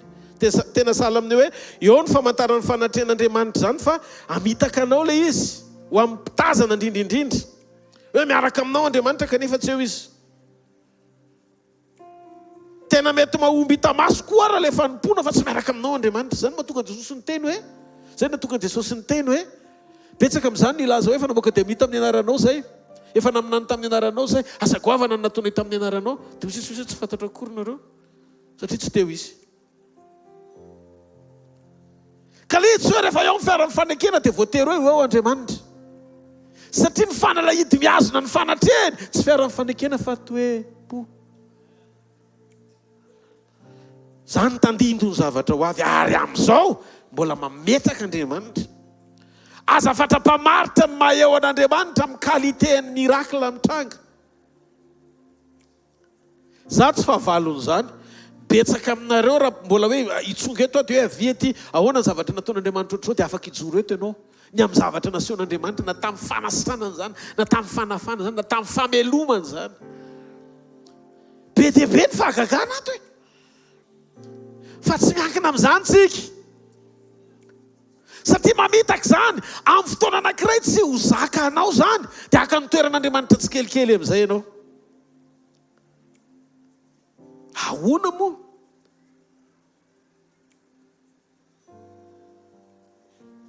Za zao tsy afaka hiteny mihitsy hoe satria ampiasain'Andriamanitra dia amin'iny ny fikirako sy anehoako fa miavaka mihoatra noho ny olona rehetra ako.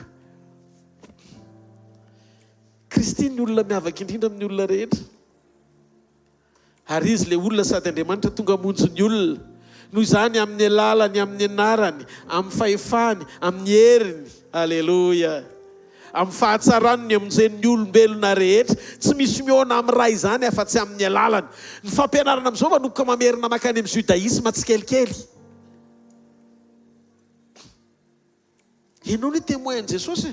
Averiko foana zany. Rehefa ao anatinao ny fanamasina, raha mbola manana ny fanamasina ka mino ny fanamasina, aza mitetateta makany amin'ny Jehovah, tsy misy Jesosy zany. Fa na Jesosy aza nampianatra amin'ny Matthieu, Marka, Luka, John, ny raiko sy ny rainareo. Tsy nanonona mihitsy izy ny anaran'Andriamanitra aloha.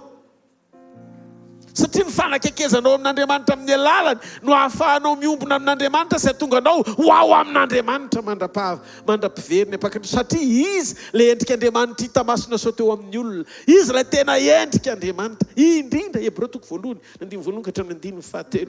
Izy ny lalana, izy ny fahamarinana. Ny fahamarinana tsy lesona. Zay mahatonga antsika tsy mitady ny marina. Fa tsika efa nomena antsika amin'ny fahamarinana tamin'ny fandraisantsika an' Jesosy. Satria izy ny lalana sy fahamarinana ary fiainana. Ianao tsy tonga eto tany hitady ny marina anaty Baiboly, marina efa nomena. noho izany tarafo amin'izay fahamarinana efa voaray, izay fahamarinana lazay ny teny ao anaty fanambarana hitarian'ny fanahy masina anao. Noho izany tokony ahita fahamarinana, ahitan'i Jesosy ianao ny amin'ny testamenta taloha, ahitan'i Jesosy ianao amin'ny filazantsara, ahitan'i Jesosy ianao miainan'i Jesosy ianao amin'ny epistily. Satria Jesosy amin'izao ny fiangonana vitsy no mitory an'i Jesosy sy milaza ny an'i Jesosy.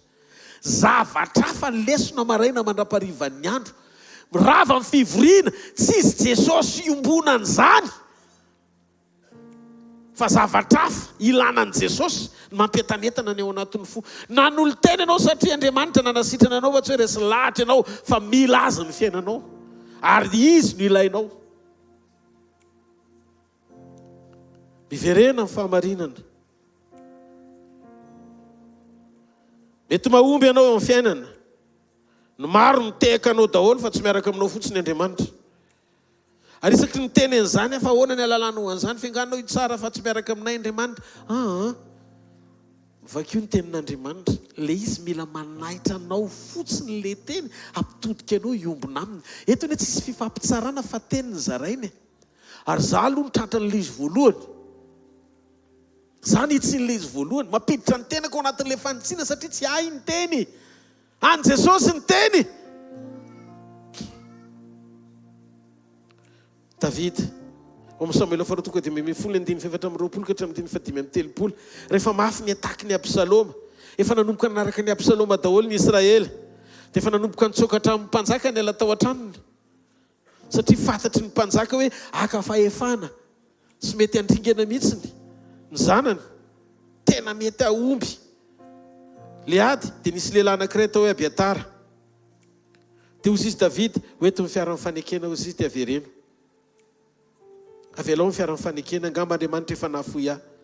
Ny fanatrehan'Andriamanitra tsy miaraka alao izy izy fa tsy maninona fa za lasa izy nandeha nivavaka tamin'Andriamanitra izy, tsy niankina tamin'ny fijerevany hoe ao amin'ny fiara fanekena hoe voatery eo foana ny fanatrehan'Andriamanitra. Fa fanatrehany niaraka tamin'ny Davida.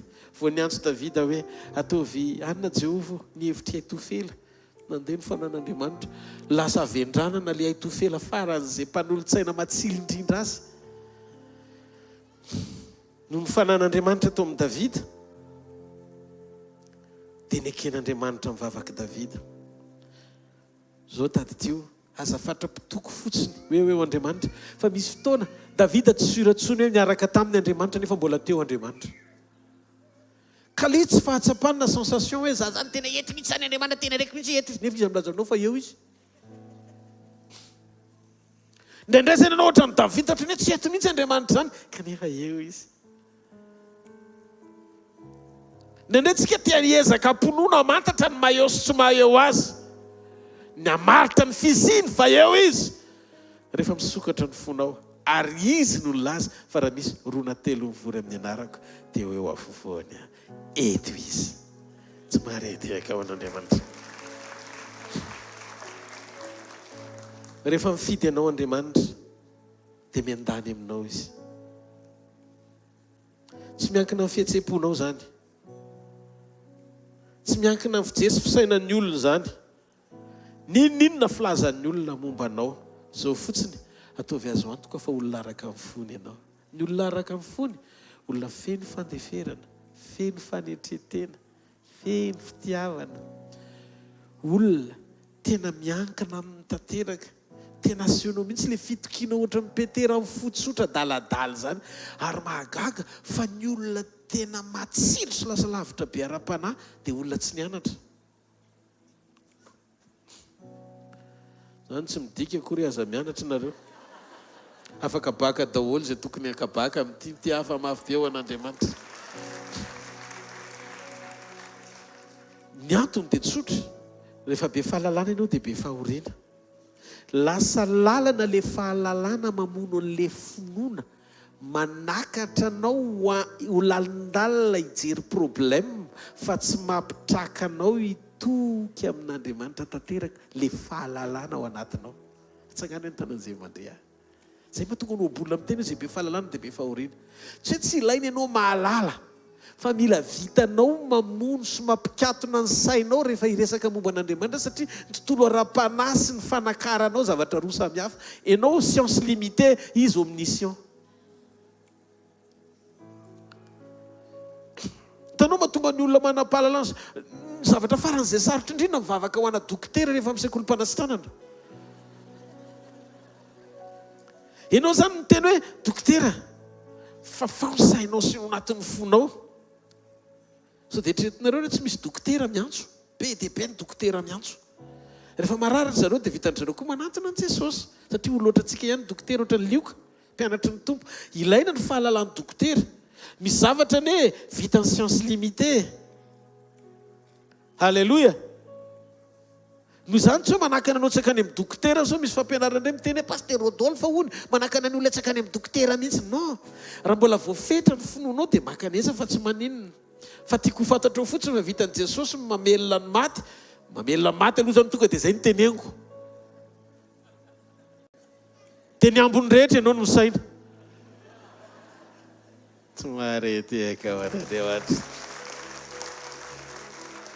Hatramin'izay kely indrindra ka hatramin'izay venao fa olona goavana indrindra Jesosy mahavita azy.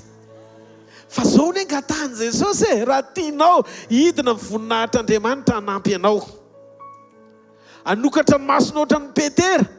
Ianao Kristy, nefa tsisy niteny tamin'ny akory taitra Jesosy fa ahoana ny afantaran'ny Petera zany. Ny fanahy raikitra ny an-danitra mampafantatra azy an'izany ozy izy. Dia tonga indray teo amin'ny tendrombohitry ny fiovana endrika.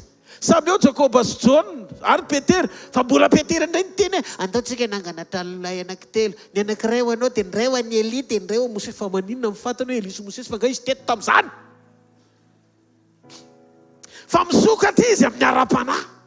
Maso misokatra. Rehefa eo ilay gloire dia misy fisokafana. Tsy gloire mampajamba fa gloire manokatra amina vision hafa mihitsy. Rehefa mety amin'Andriamanitra ianao ilay voninahitra. Tsy hoe voninahitra nanohatra azy ohatran'ny Paoly teo amin'ny vavahadin'ny Damaskosy napajamba, fa voninahitra napitatra ny fahitany, ahalala izay zavatra mbola tsy fantany, izay hita izay zavatra mbola tsy niona taminy mihitsiny. Olona mbola tsy niona taminy mihitsy. Dia tonga indray raha ianao marina io hoe teny aminao dia niala lakana izy. Azonareo atsangano ny tanan'izay mandeha. Io voninahitra io mety rehefa mety ny fonao satria Petera tia an'Andriamanitra. Dia normal be. Andeha Jesosy dia ozy izy Petera avity ianao. Meko anao ny fanalahidiny fanjakan'ny lanitra. Dia io fanalahidy io amin'ny fiangonana. Dia tsy anao androany mieritreritra hoe efa ty amintsika amin'ny Petera iny anao. Ozy izy Jesosy maintsy amin'ny Petera. Fa tsy hoe anao koa napiditra ny teninao tamin'ny Petera eo. Mora maka voninahitra saza anao, aza maka an'izany aloha. Raha mbola tsy niteny Jesosy hoe ianao koa. Fole izy. Tondroy ny fonao fole izy. Avereny fole izy. Fo mety amin'Andriamanitra. Fo miombona amin'Andriamanitra. Mampahazo aina ny voninahitr'Andriamanitra. Amen. Samy fidiny sy manana ny maha izy azy daholo ny apôstôly ny 12. Hatramin'ny Paoly taty aoriana. Izy moa milaza ny tenany hoe zaho izy miteraka, zaho izy taty aoriana tsy tonga volana. Kely indrindra. Fa netreteny zany. Fa azo lazainy hoe nisy nampiavaka azy koa Paoly amin'ny rehetra. Amen. Satria tsy mora ny nany ekeny an'i Jesosy. Niainga avy amin'ny fianarana izay niratoviny sy nalalana an'Andriamanitra hatramin'ny voalohany. Tsy mora zany. Fa zao niova izy. Ary taorian'ny fiovany, izy nampiasaina be indrindra. Mahita olona eto androany maraina ao anatin'ny fiombonana azo ain'Andriamanitra. Ary ny zavatra hitako hanokatra ny vision sy ny fahitanao Andriamanitra. Ninona fahasarotana lalovanao eo amin'ny fiainana dia ho amorain'Andriamanitra zany. Satria tsy ianao ilay olona mikorapaka mahita rano. Tantarao ilay fahasahian'ny Petera mihitsiny. Rano fandehanako. Dia rehefa nandeha eny an-dalana izy hanantona an'i Jesosy, akaikikaiky an'i Jesosy, dia mba azonareo problemany. verina tampoka le maha olombelona ay moa tafiotra izy ty any ny problema atsika miatrikady goavana ianao dia very fifatohana zay fotsiny dia ny asan'ny tenin'Andriamanitra androany maraina verena mibanjina an' Jesosy verena manamafy communion aminy Petera tonga dia sura ozy izy Petera androany aho ozy izy Petera tena raha enao mariny io dia zao havotsotro ny zavatra rehetra ho avotsotro ny fiainako ho adiniko ny momba fa noho ianao dia nisy ary ratsy ianao tsy toy izao Jesosy io hibanjina anao raha mbola teo amin'i Jesosy ny masony banjina Jesosy ohatr'izao tsy naninona izy vao niala tamin'i Jesosy ny masony dobo izy fa vao mifantoka tamin'i Jesosy izy verina le izy dia rehefa niaraka izy Jesosy dia nandeha tsisy resaka momba ny tafiotra ntsony tsisy resaka momba ny tafiotra ntsony lasa izy nahavelany zareo teo izy dia zao zany ny zavatra mitranga rehefa tsara ny fifantohana tsara ny fiombonana tsara ny firaisana amin'Andriamanitra niala avy any amin'ny sekoly mampitsahatra tafiotra ianao miditra any amin'ny sekoly tsy mahita tafiotra fa eo izy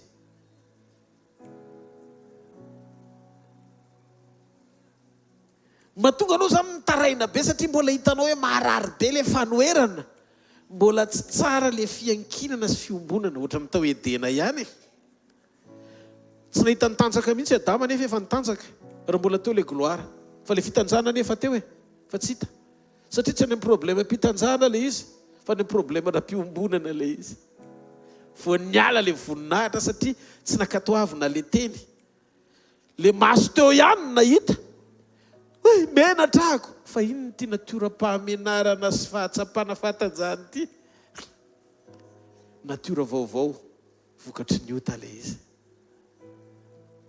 androany aza takalo zavatra tsy mandraka izay no mandrakizay miombony ianao amin'Andriamanitra miavany ianao aminy tianao izy matoy isa mively ianao misy antenaina Jesosy tsy tonga nameloka anao mampatsiaro anao izy sy miantso anao amin'ny fahasoavany mba hiverina sy ombona aminy ao anaty firaisam-panatanteraka araka ny sitrapony Jesosy miteny amintsika androany makanesa ty amiko ianareo rehetra izay miasa fatratra sy mahavesatretana fizahano anome anareo fitsarana mianara amiko fa malemy fanahy sady tsy miavona am-po aho dia ahita fitsarana ao amin'ny fanahinareo ianareo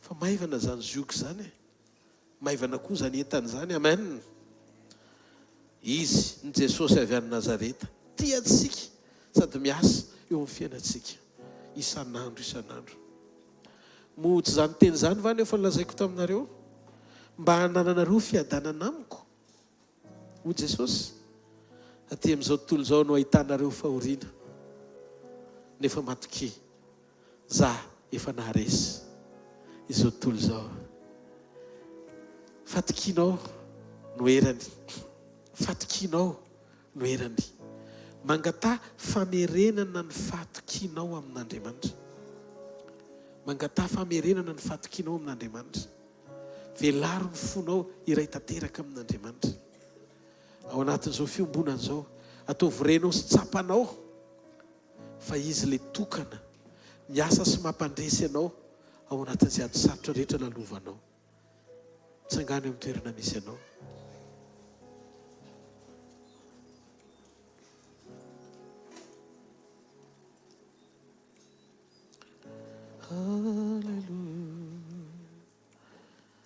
Mamini fuko ry Jesosy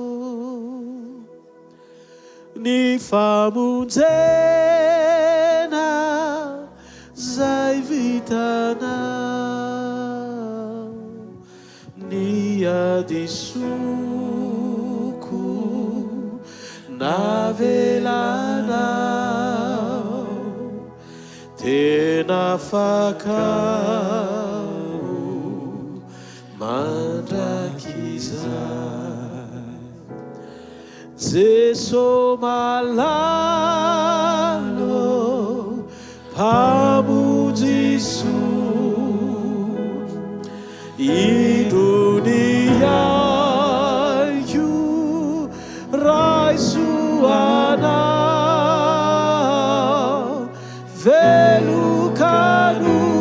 velukanupu velukanu vunukanau zay sitrakao amty marana ity tika anao nokatra vavaka anankiray vavaka fanolorantena ampanikinao ny ao anatinao akatoa an'Andriamanitra vaovao indray akatoa sy anaiky an'Andriamanitra sokafofonao dia mitenena amin'Andriamanitra tompo milanao ny fiainako milanao ny ato anatiko iray manontolo mangetaetanao ny foko sy ny fanahiko maniry ianao fatratra te hiombona aminao indray manandrata fonana avy amin'ny fahatsapana amin'ny fo tena mibebaka marina teneno Andriamanitra mifony any amin'ny fahazaran-dratsiko rehetra ny amin'ireo zavatra nandrasanao tamiko nefa tsy nomeko ara-potoana nefa nitarafanao ny foko hoe olona afaka ifonako aminao ireo toetra mbola kafiziko nefa tsy akasitrahanao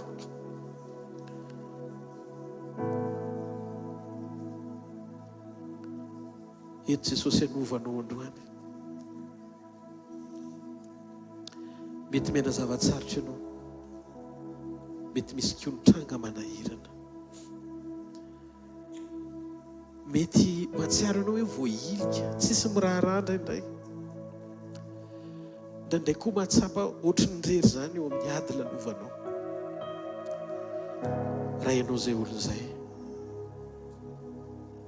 tiako fantatrao fa Jesosy tsy nampanantenanao fiainana tsisy fanoherana miaraka aminy fa ozy izy hoe aza miantehitra amin'izao tontolo zao fa zao tontolo zao mamitaka anao mety andiso fanantenana anao ny zavatra hitany masonao fa za milaza aminao ho Jesosy manome fikasana sy tenim-pahamarinanao anao ary zany teny zany dia mahery vaika sy vady fantsika tokony tsy ala ao am-ponao hozy Jesosy za efa naharesy izao tontolo zao teteny Jesosy fa ny fanaintainanao sy ny fampahoriana sy ny zavatra mitranga ny fanoherina sy ny tafiotra rehetra tsy ho ny efarany tantaram-piainanao fa ny fefarany ny tantaram-piainanao miaraka amiko aza adino fa ny ranomasonao ny fitarainanao tsy ataoko tsinitsinina fataro zanako mandalo zay lalovanao androany fa ny fandreseko anao mandrakizay fantatro fa tsy voatery ianao ahery be foana eo amin'ny fiainana tsy voatery voazona foana reo karazana fifantohana mba tianao iraketana ny atao hoe fandrosinao miaraka amiko reko zany ho Jesosy fa zao mifaniriko mifikira amiko fa le naharesy zao tontolo zao no miaraka aminao satria nandresy dia mino fa efa nampandreseko koa ianao indro zao ombanao mandrakariva mba raha-pahatonga ny fataperana zao tontolo zao mifalianao fa nifandreseko miaraka aminao foana noho izany mivavah dia manantena foana aza vela ho levona ny fanantenanao na mbola izy koa ny farany minono fanatrehany minono fanotronany satria izy ny tompony teny farany akipio masonao tiako ianao Jesosy tiako amin'ny foko manontolo azao fiombonana zao dia ho fahatserovana aneoko fa miombona tena sy raha aminao ary iray tanteraka aminao. Misaotra ny famindram-po, misaotra ny famelan-keloka, misaotra ny fampanantenana sy amin'ny fampijoroana amin'ny finoko foana andranyatrany. Androso tsy hanamelo tena fa androso ao anaty fahatokiana amam-bavaka fa manana ray tsy mandao aya. Raha mbola tompoko ny fanantenana ny aina ny sitrapony dia mitantana izy na miaritra azy mandra-pijoroko amin'izay programa ilany atra amin'ny farany. Jesosy tompo tamin'ny alina izay namadiana azy dia nandray ny mofo izy, fa nisaotra izy dia novakiny dia izay tia mitenako izay vakina ho anareo zao natao ho fahatserovana misora azy.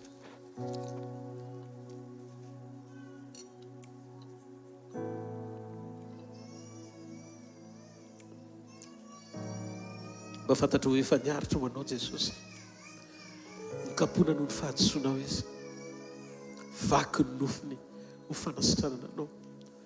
Tsy mora ny aretany mba hanananao ny mandrakizay. Izy ilay tena tianao indrindra. Tsarovy isan'andro ny fitiavany dia azadiny zao fotoana zao izay mbola nananao antoka fa ilay maty ho anao dia mitoetra ho ilay tia tsy miova mandrakizay. Ho indrindra izy indro efa vita tomboka vatsy eo ampelantanako ianao ary ny mandanao dia ho natrehako mandrakariva. Taraka izany koa rehefa nandray ny kapoaka izy dia hoy izy tia ndrano fanekena vaovao izay nalatsako anao famelana ny fahotanao ka nao vina anao mihinana mofo sy misotro amin'ny kapoaka dia manambara ny nahafatesan'i Jesosy Kristy tompo mandram-piavana. Dia tadidio ny fitiavany ianao fa izay ny nametrahany ianao ho isan'ny olona miavaka hisitraka ny fiombonana aminy, mandram-piavany anovany ianao anahaka ny endriny ho ao aminy mandrakizay. Misaora azy.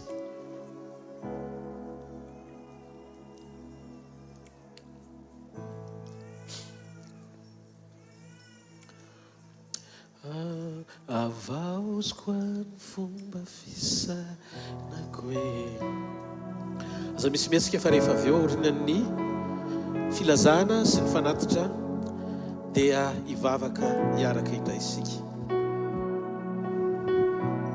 Alleluia.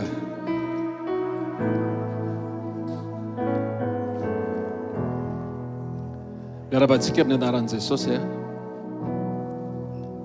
Saotra ny tompontsika ny amin'ny teny izay tsy mitsahatra Andriamanitra amin'ny teny amintsika. Miarabantsika izay zao vao tonga eto ihany koa dia faly manokana ny hvkl-mission mandray anao. Ny tena marina faly manokana Andriamanitra. Mahita anao manomboka hitady azy foana isan'andro isan'andro. Alleluia. Misy ny fotoana eto amin'ny asa fanompoana izay ampahafantarina anao ary matoa ampahafantarina anao dia tian'Andriamanitra ianao mba ahita azy isan'andro isan'andro. Rehefa avy eo ny tanora dia mijanona, misy ny fotoanan'ny tanora ny club d'ado izay tanterahana rehefa avy eo rehefa vita ny tsodrano dia ny tanora raha mba tsapa-tena anao fa tanora dia misy fotoana ho antsika manokana rehefa avy eo. Ny ankoatran'izay dia fotoana eto amin'ny asa fanompoana moa zany misy ny sekoly isa-maraina latsinainy talata larobia etsy amin'ny super U Analakely 2e étage. Ny latsinainy izay manomboka amin'ny 7 ka hatramin'ny 8 ora sasany dia sekoly mpamahana olana.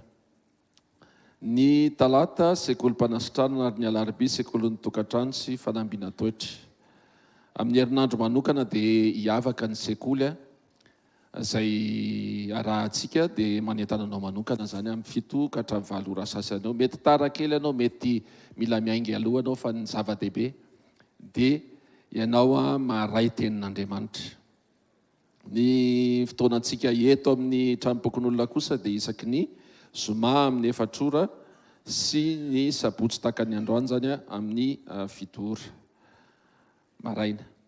Dia misy ny ireo ireo karazana fandaharana zay misy eto amin'ny asa fanompoana, misy eo amin'ny radio 90.8 FM hvkl radio io a, misy ny eto Antananarivo, misy ny any Antsirabe ary misy ny any Mahajanga. Misy koa ny fandaharana ao amin'ny Cool TV, ao amin'ny Amité TV, ao amin'ny Star Times canal 112, dia ao amin'ny radio Anne Christie koa 107.6, dia misy torteny zay iarahantsika amin'ny mpanompon'Andriamanitra. Ny fotoana isaky ny sabotsy lahady moa dia misy ihany koa ireo vondrom-bavaka sy fotoam-bavaka zay misy eto Antananarivo sy manodidina. Ny sabotsy sy alahady ao Antanimena misy ny any Fort du Chêne, misy ny any Meritsiatosika, misy ny any Rivonimamo, misy ny any Antsiron'ny Mandidy, misy ny any Mahitsy, ny any Antsirabe, ny any Manakambahiny, ny any Atsimon-drano, eny Andoran'ny Fotsy, misy ny any Ambomangakely, misy ny any Ambolokandrina. Alleluia.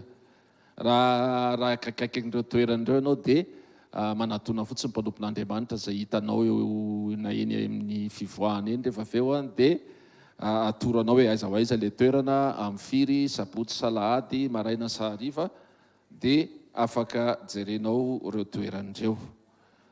Misy ihany koa ny tambazotra tserasera ny eo amin'ny hvkl events ao amin'ny Facebook zany, ho any zay manao Facebook, dia afaka mijery ny live na direct rehefa sendra tsy afaka ianao, dia afaka mijery ao amin'ny live. Afaka ihany koa averinao jereny reny satria tonga dia enregistré ao le vidéo rehetrarehetra zay fitaoam-bavaka rehetrarehetra eto amin'ny asa fanompoana, dia afaka jerentsika ao anatin'izany hvkl events zany. Ao anatiny ihany koa ny YouTube misy ny vidéony hvkl, dia afaka jerenao, afaka mamerimberina zay osisy ny tenin'Andriamanitra hoe tsara ny teny averimberina, dia rehefa mamerimberina an'le teny ianao dia tafiditra tsara ao anatinao zay tena tian'Andriamanitra ambarana. Indray tsika rehefa tonga eto ohatrany hoe tena ahoana ary zany zavatra teny an'Andriamanitra zany, tsy azoko zany zavatra lazain'Andriamanitra zany, dia misaotra anao aloha fa tonga eto anao afaka mamakafaka an'izay, dia rehefa avy eo averenao any amin'ny reny alefantsika na amin'ny radio na amin'ny Facebook ireny. Zay ny fandaharana andaontsika hitsangana, dia hisaotra an'Andriamanitra tsika afaka nanantanteraka ny fanatitra ny fahafolokarena sakrifisy omenan'ny tompo, dia ainjiro ety anoloana ny tananao. Andriamanitra ray rainay amin'ny anaran'i Jesosy, misaotra anao zay tompo, mankasitraka anao zay satria nampahafantarinao ny eo am-ponao momba ny fiainana isan'andro Andriamanitra. Tena tsy mahay miaina zay fa mila anao zay, ianao Jesosy Kristy no ilainay. Ary androany manokana dia manapirofo zay fa mifandray aminao zany fiainanay zany. Osisy ianao hoe aza tonga eo amin'ny fanatriako tsy mitondra fanatitra, anatanteraka an'izany zay tompo, ary ny tena marina lay fonay ny fanatitra velona tiana hiaterina eo aminao. Fomba hita maso ary efa nambaranao zany ny amin'ny hafahana ihany koa manome zay avy any aminao ihany Andriamanitra. Mety sombony kely fa ny angatahana ihany androany dia hoe raiso anitra kasitrahanao zany voninahitry ny anaranao tompo. Tahiony tsirairay avy, vangiony tsirairay avy zay tonga eto. Aza vela isy diso anjara, aza vela isy iondrika tsony Andriamanitra fa hitraka hijery ny famirapiratany tavanao. Dia misaotra tompo, mankasitraka ray amin'ny anaran'i Jesosy Kristy tompo, amen. Andaontsika hitehaka mafy voninahitr'Andriamanitra. Alleluia. Alleluia. Ao foafainy amin'ny lanitra ny taninao dia mitenena amin'Andriamanitra. Sambatra ny fokohana anao Jesosy, sambatra ny fiainako. Ndrehetra momba dia lavorary noho ianao. Tsy ezaka anambara ny teninao, anovana izaniza, fa ny fananao masina no hiasa ao anatin'ny teninao. Satria ianao ny tompony asa, ianao no mikasika fon'olona, fa tsisy olombelona mahavita mikasika fon'olona. Mesa mahery ho fiainanay tsirairay avy Andriamanitra. Asandrato ny vavakao, asandrato tena avy any amin'ny fonao. Mesa eo ny fiainako, sokafo ny vavanao, sokafo dia mitenena amin'Andriamanitra. Mila anao ny fiainako, ny foko momba rehetra Jesosy. efa natolotra ampelantananao ny fitantanana momba ifakaitako aminao, isitrahako ny voninahitrao, ny fahatsaranao. Fantatro fa efa niainao ahy ianao, halleloia. Ary fantatro fa ianao efa nampanantena fomba mandrakariva mba-rapatonga ny fahataperany zao tontolo zao.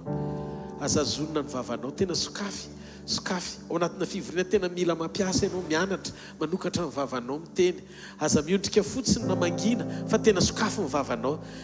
Mila ren'Andriamanitra, mianatra mifantoka tsika, tsy mihaino mivavaka ny eo akaikitsika fa ianao mihitsy mila manokatra ny vavanao. Teneno Andriamanitra, mivavaha amin'Andriamanitra. Raha ohatra ka renao fa mitondra anao amin'ny fanahy sy ny fahamarinana ny teny amin'ny alalan'ny teny tsy fantatry, aza sakanana koa fa avelao Andriamanitra iteny. Anelanelana anao amin'ny fanahy izy amin'ny anaran'i Jesosy. Raiso ny fahafenon'Andriamanitra, ahafahanao mamokany ao anatin'ny fonao, ahafahan'Andriamanitra manelanelana anao, ahafahanao enon'Andriamanitra, ahafahanao misitraka ny fahatsaran'Andriamanitra. Misaotra tompo tamin'ity takary ty marain'ity, ny amin'ny fahafenon'ny teninao sy ny afatrao, mampijoro sy manitsy amandrakarivo, mampatsiaro amandrakarivo, hitoetra ny fahatokina amin'ny alalan'ny tenim-pahamarina izay nomenao. Hanomezako voninahitra anao mandrakizay, mandehana amin'ny anaran'i Jesosy Kristy avy any Nazareta. Fa ny tompolo alalina sy ho vody lalanao, ambarako sy tononoko ny fanahy fanasitranana eo aminao sy ny ankonanao ihany koa. Ho sitrana ny fanahinao, ho sitrana ny ainao, ho sitrana na io vatanao io azy. Ninninona tsy nambolen'ny ray rehetra eo amin'ny fiainanao dia hongotana zany. Izy vahaolana ho anao avy amin'Andriamanitra, izy adiny adinao. Tononoko ny fanasitranana amin'izay aretina sarotra sitranina indrindra manjavona zany androany. Wow. Teny amiko Andriamanitra fa misy olona telo eto a, telo le olona. Dia ireo olona telo ireo foanan'Andriamanitra ny cellule cancéreuse any anatin'ny rahany. Ohatra miresaka mahakasika momba ny raha Andriamanitra androany maraina, dia ny olona manana problème na raha koa zany androany. Na mety hoe misy microbe any amin'ny rahanao, na mety hoe misy problème na raha no ataon'Andriamanitra androany. Zay manana olana amin'izay raha zay androany a, raiso ny fanasitrananao amin'ny anaran'i Jesosy avy any Nazareta. Raiso ny fanasitrananao amin'ny anaran'i Jesosy.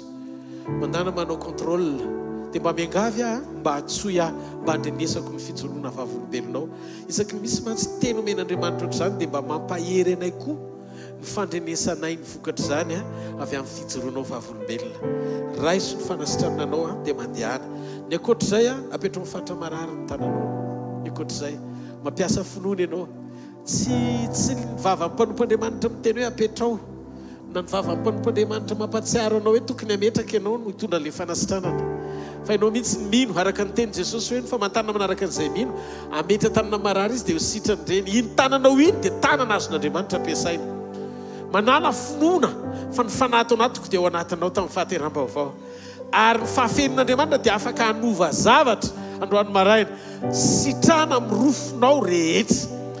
Ninninona anaran'izany dia sokafo ny vavanao, teneno Andriamanitra, sitrana amin'izao aretina izao dia tonono le aretina, sitrana amin'izao aretina izao Andriamanitra, dia baikio amin'ny anaran'i Jesosy le izy, teneno amin'ny anaran'i Jesosy avy any Nazareta, dia miaiso tonono ny anaran'le aretina, miala amin'ny anaran'i Jesosy ny aretina rehetra. Daoka Andriamanitra androany maraina, aneo ny voninahitra ao indrainao amin'ny alalan'ny fiasan'ny fanahy maso. Za tena mino somatoky efa nikasika sady ianao rehefa nanasitrana afafa ny milanitra ny tanan'izay rehetra tonga eto hisotra an'Andriamanitra, efa nikasika ny fiainan'ny Andriamanitra rehefa nanasitrana azy. Andriamanitra misy fotoana manao fahamantarana sy fahagagana eo no eo, misy fotoana Andriamanitra mataony ampilaminana, misy zavatra ataon'Andriamanitra ohatr'izany fa tsy zany mihitsy no antony ampihemotra antsika na ampandroso antsika eo manino ny anina ny nafahany zazy. Misy dépôt ametran'Andriamanitra ny vavaka ao dia mamaly fo ao izy ny maka, ary za tena mino androany maraina fa nisy olona eto tonga dia nesan'Andriamanitra teo ny eo. Ataovatra zao ny tanan'izay nesan'Andriamanitra teo ny eo, ataovatra zao e. Alleluia. Ndao ity tanana mafy be ao amin'ny tompony amin'ny fanasitranana. Alleluia. Iza ny fahalideran'Andriamanitra androany, tena mifono manontolo alohan'ny tsodrano, tena hideran'Andriamanitra rehetra misy iranakoroa fiderana fa tena ataontsika ho an'ny tompo amin'ny fotsika manontolo. Tsy hoe ao anatin'ny dia Andriamanitra ny ianao an'izao, non. fa hifaly fotsintsika dia avela ho azy ataony fa tsika kasitraka fotsiny fa tsara izy. Atao avy amen. Ndaware. Alléluia. Terra Jesus sika. Alléluia.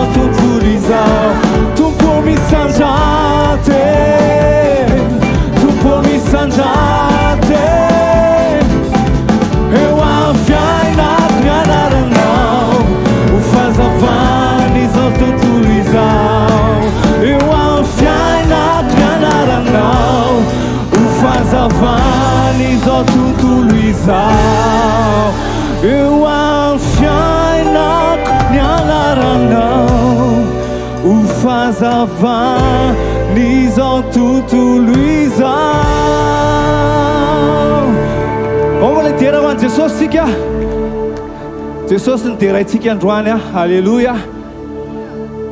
Izy vonina mbola hideran'i Jesosy. Alléluia.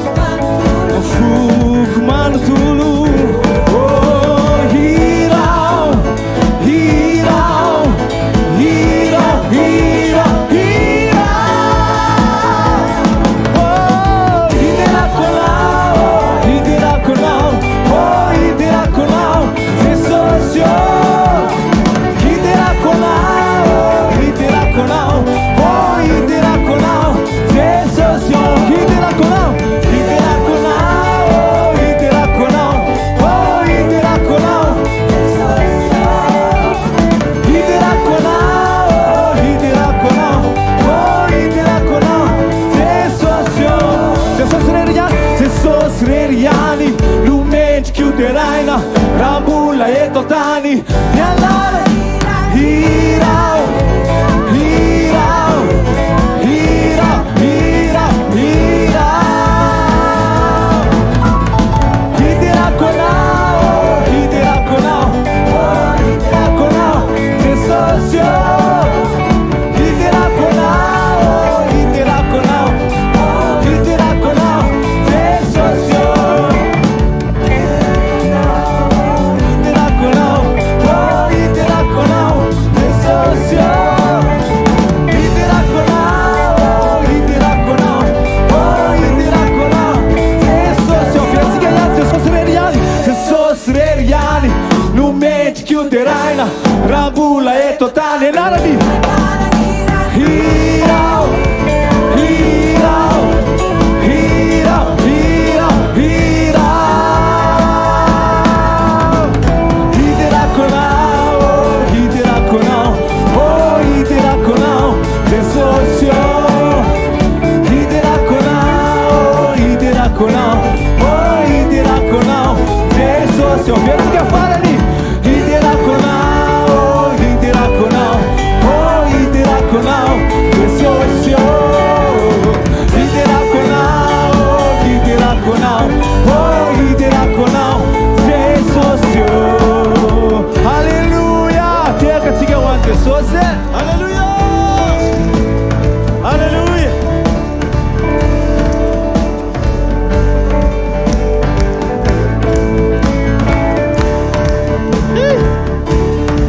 ohatra hitako izany tsika hoe tonga amin'ny toerana manatrika ny seza fiandrianan'Andriamanitra amen dia misy fifaliana firavoravona satria tsy hisy ranomasy tsony amen fa zao nefa mahafinaritra an' Jesosy ianao afaka mifaly ao anaty ady satria ny tena tiany hita io aneo anaty fiderany dia ianao tsy misento tsy hoe mahafinaritra be ny fiainanao akory ahoana ary pastera ny andizako amin'izany za raha mbola ohatr'izao ve ahoana ny faliako ny any an-tanàna raha mbola misy an'ity reto anie mbola misy an'reto fa zao asehoe fa tsy rano ny sakana tsy hatafavoaka amin'ny Petera hoeny amin'i Jesosy tsy voahan'i Petera hoeny amin'i Jesosy amen tsy fonza ny sakana tonga amin'ny mpianatra tsy hivavaka ao amin'ny efitra ambony rihana atonga anjely amoaka Petera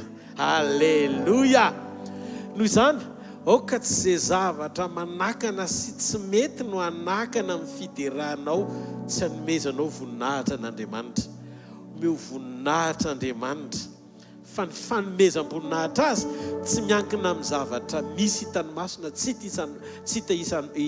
hitany maso fa Andriamanitra izy iza hoe izy noho izy ataovatra eo noho izy sy ho azy mandrakizay aza hidiny ny tanan'iny te afa mafeo amin'ny mpanjaka ny mpanjaka halleluja manandratra anao zay Andriamanitra satria Andriamanitra ianao ilay izy eritreritrizay koa mandrakizay misy sandraty eo amin'ny sisa fiandriananao fa tompo ianao tsy misy mihitsy ny tahaka anao amin'izay Andriamanitra aoka ny nofo rehetra sy ny manam-pofinaina rehetra ekoaka eo anatrianao alala amin'ity marain'ity fa ianao no Andriamanitra zay rehetra ray amin'ny anaran'i Jesosy dia ravoravo ny fonay mankasitraka sy manome voninahitra anao fa mbola isan'ny velona trapamonjena ho an'ity androandroany ity tsy zay rehetra mifo maraina akory ny atao hoe velona fa zay nomenao fofonaina eny am-bavorony noho izany androany zay tsy manana akoatra ny androany hitenenana hoe tsara sady mpanao ny tsara ny Andriamanitra Andriamanitra mihoatra noho zao rehetra zao Andriamanitra mihoatra noho ny fahitany masonay Andriamanitra nisy talohan'ny fahariana ny zavatra rehetra izy no antopisiany zavatra rehetra ary raha tsy noho izy dia tsy ohatr'izao zahay noho izany hiteny zay hoe hosana amin'ny avo indrindra ho an'ilay mitoetra amin'ny seza fiandrianana mandrakizay mendrika ao amin'ny fiderana mandrakizay Andriamanitra rainy Jesosy Kristy sady raina ihany koa makasitraka ray sotra ny mifananao masina ao anatinay mamelombelona anay manomana anay ao amin'ny fotoam-pampakarana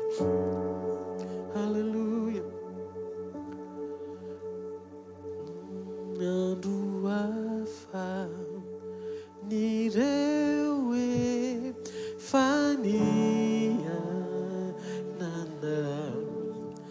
lay fotoana niaviny mpamonjy ety zay miandrandra ibanzy nanilanitra zayondry kijery lay fijerini ireo famantara nefatapa nove manambara tuku fauavi zizai avelauzai derecha misakananao tiavulu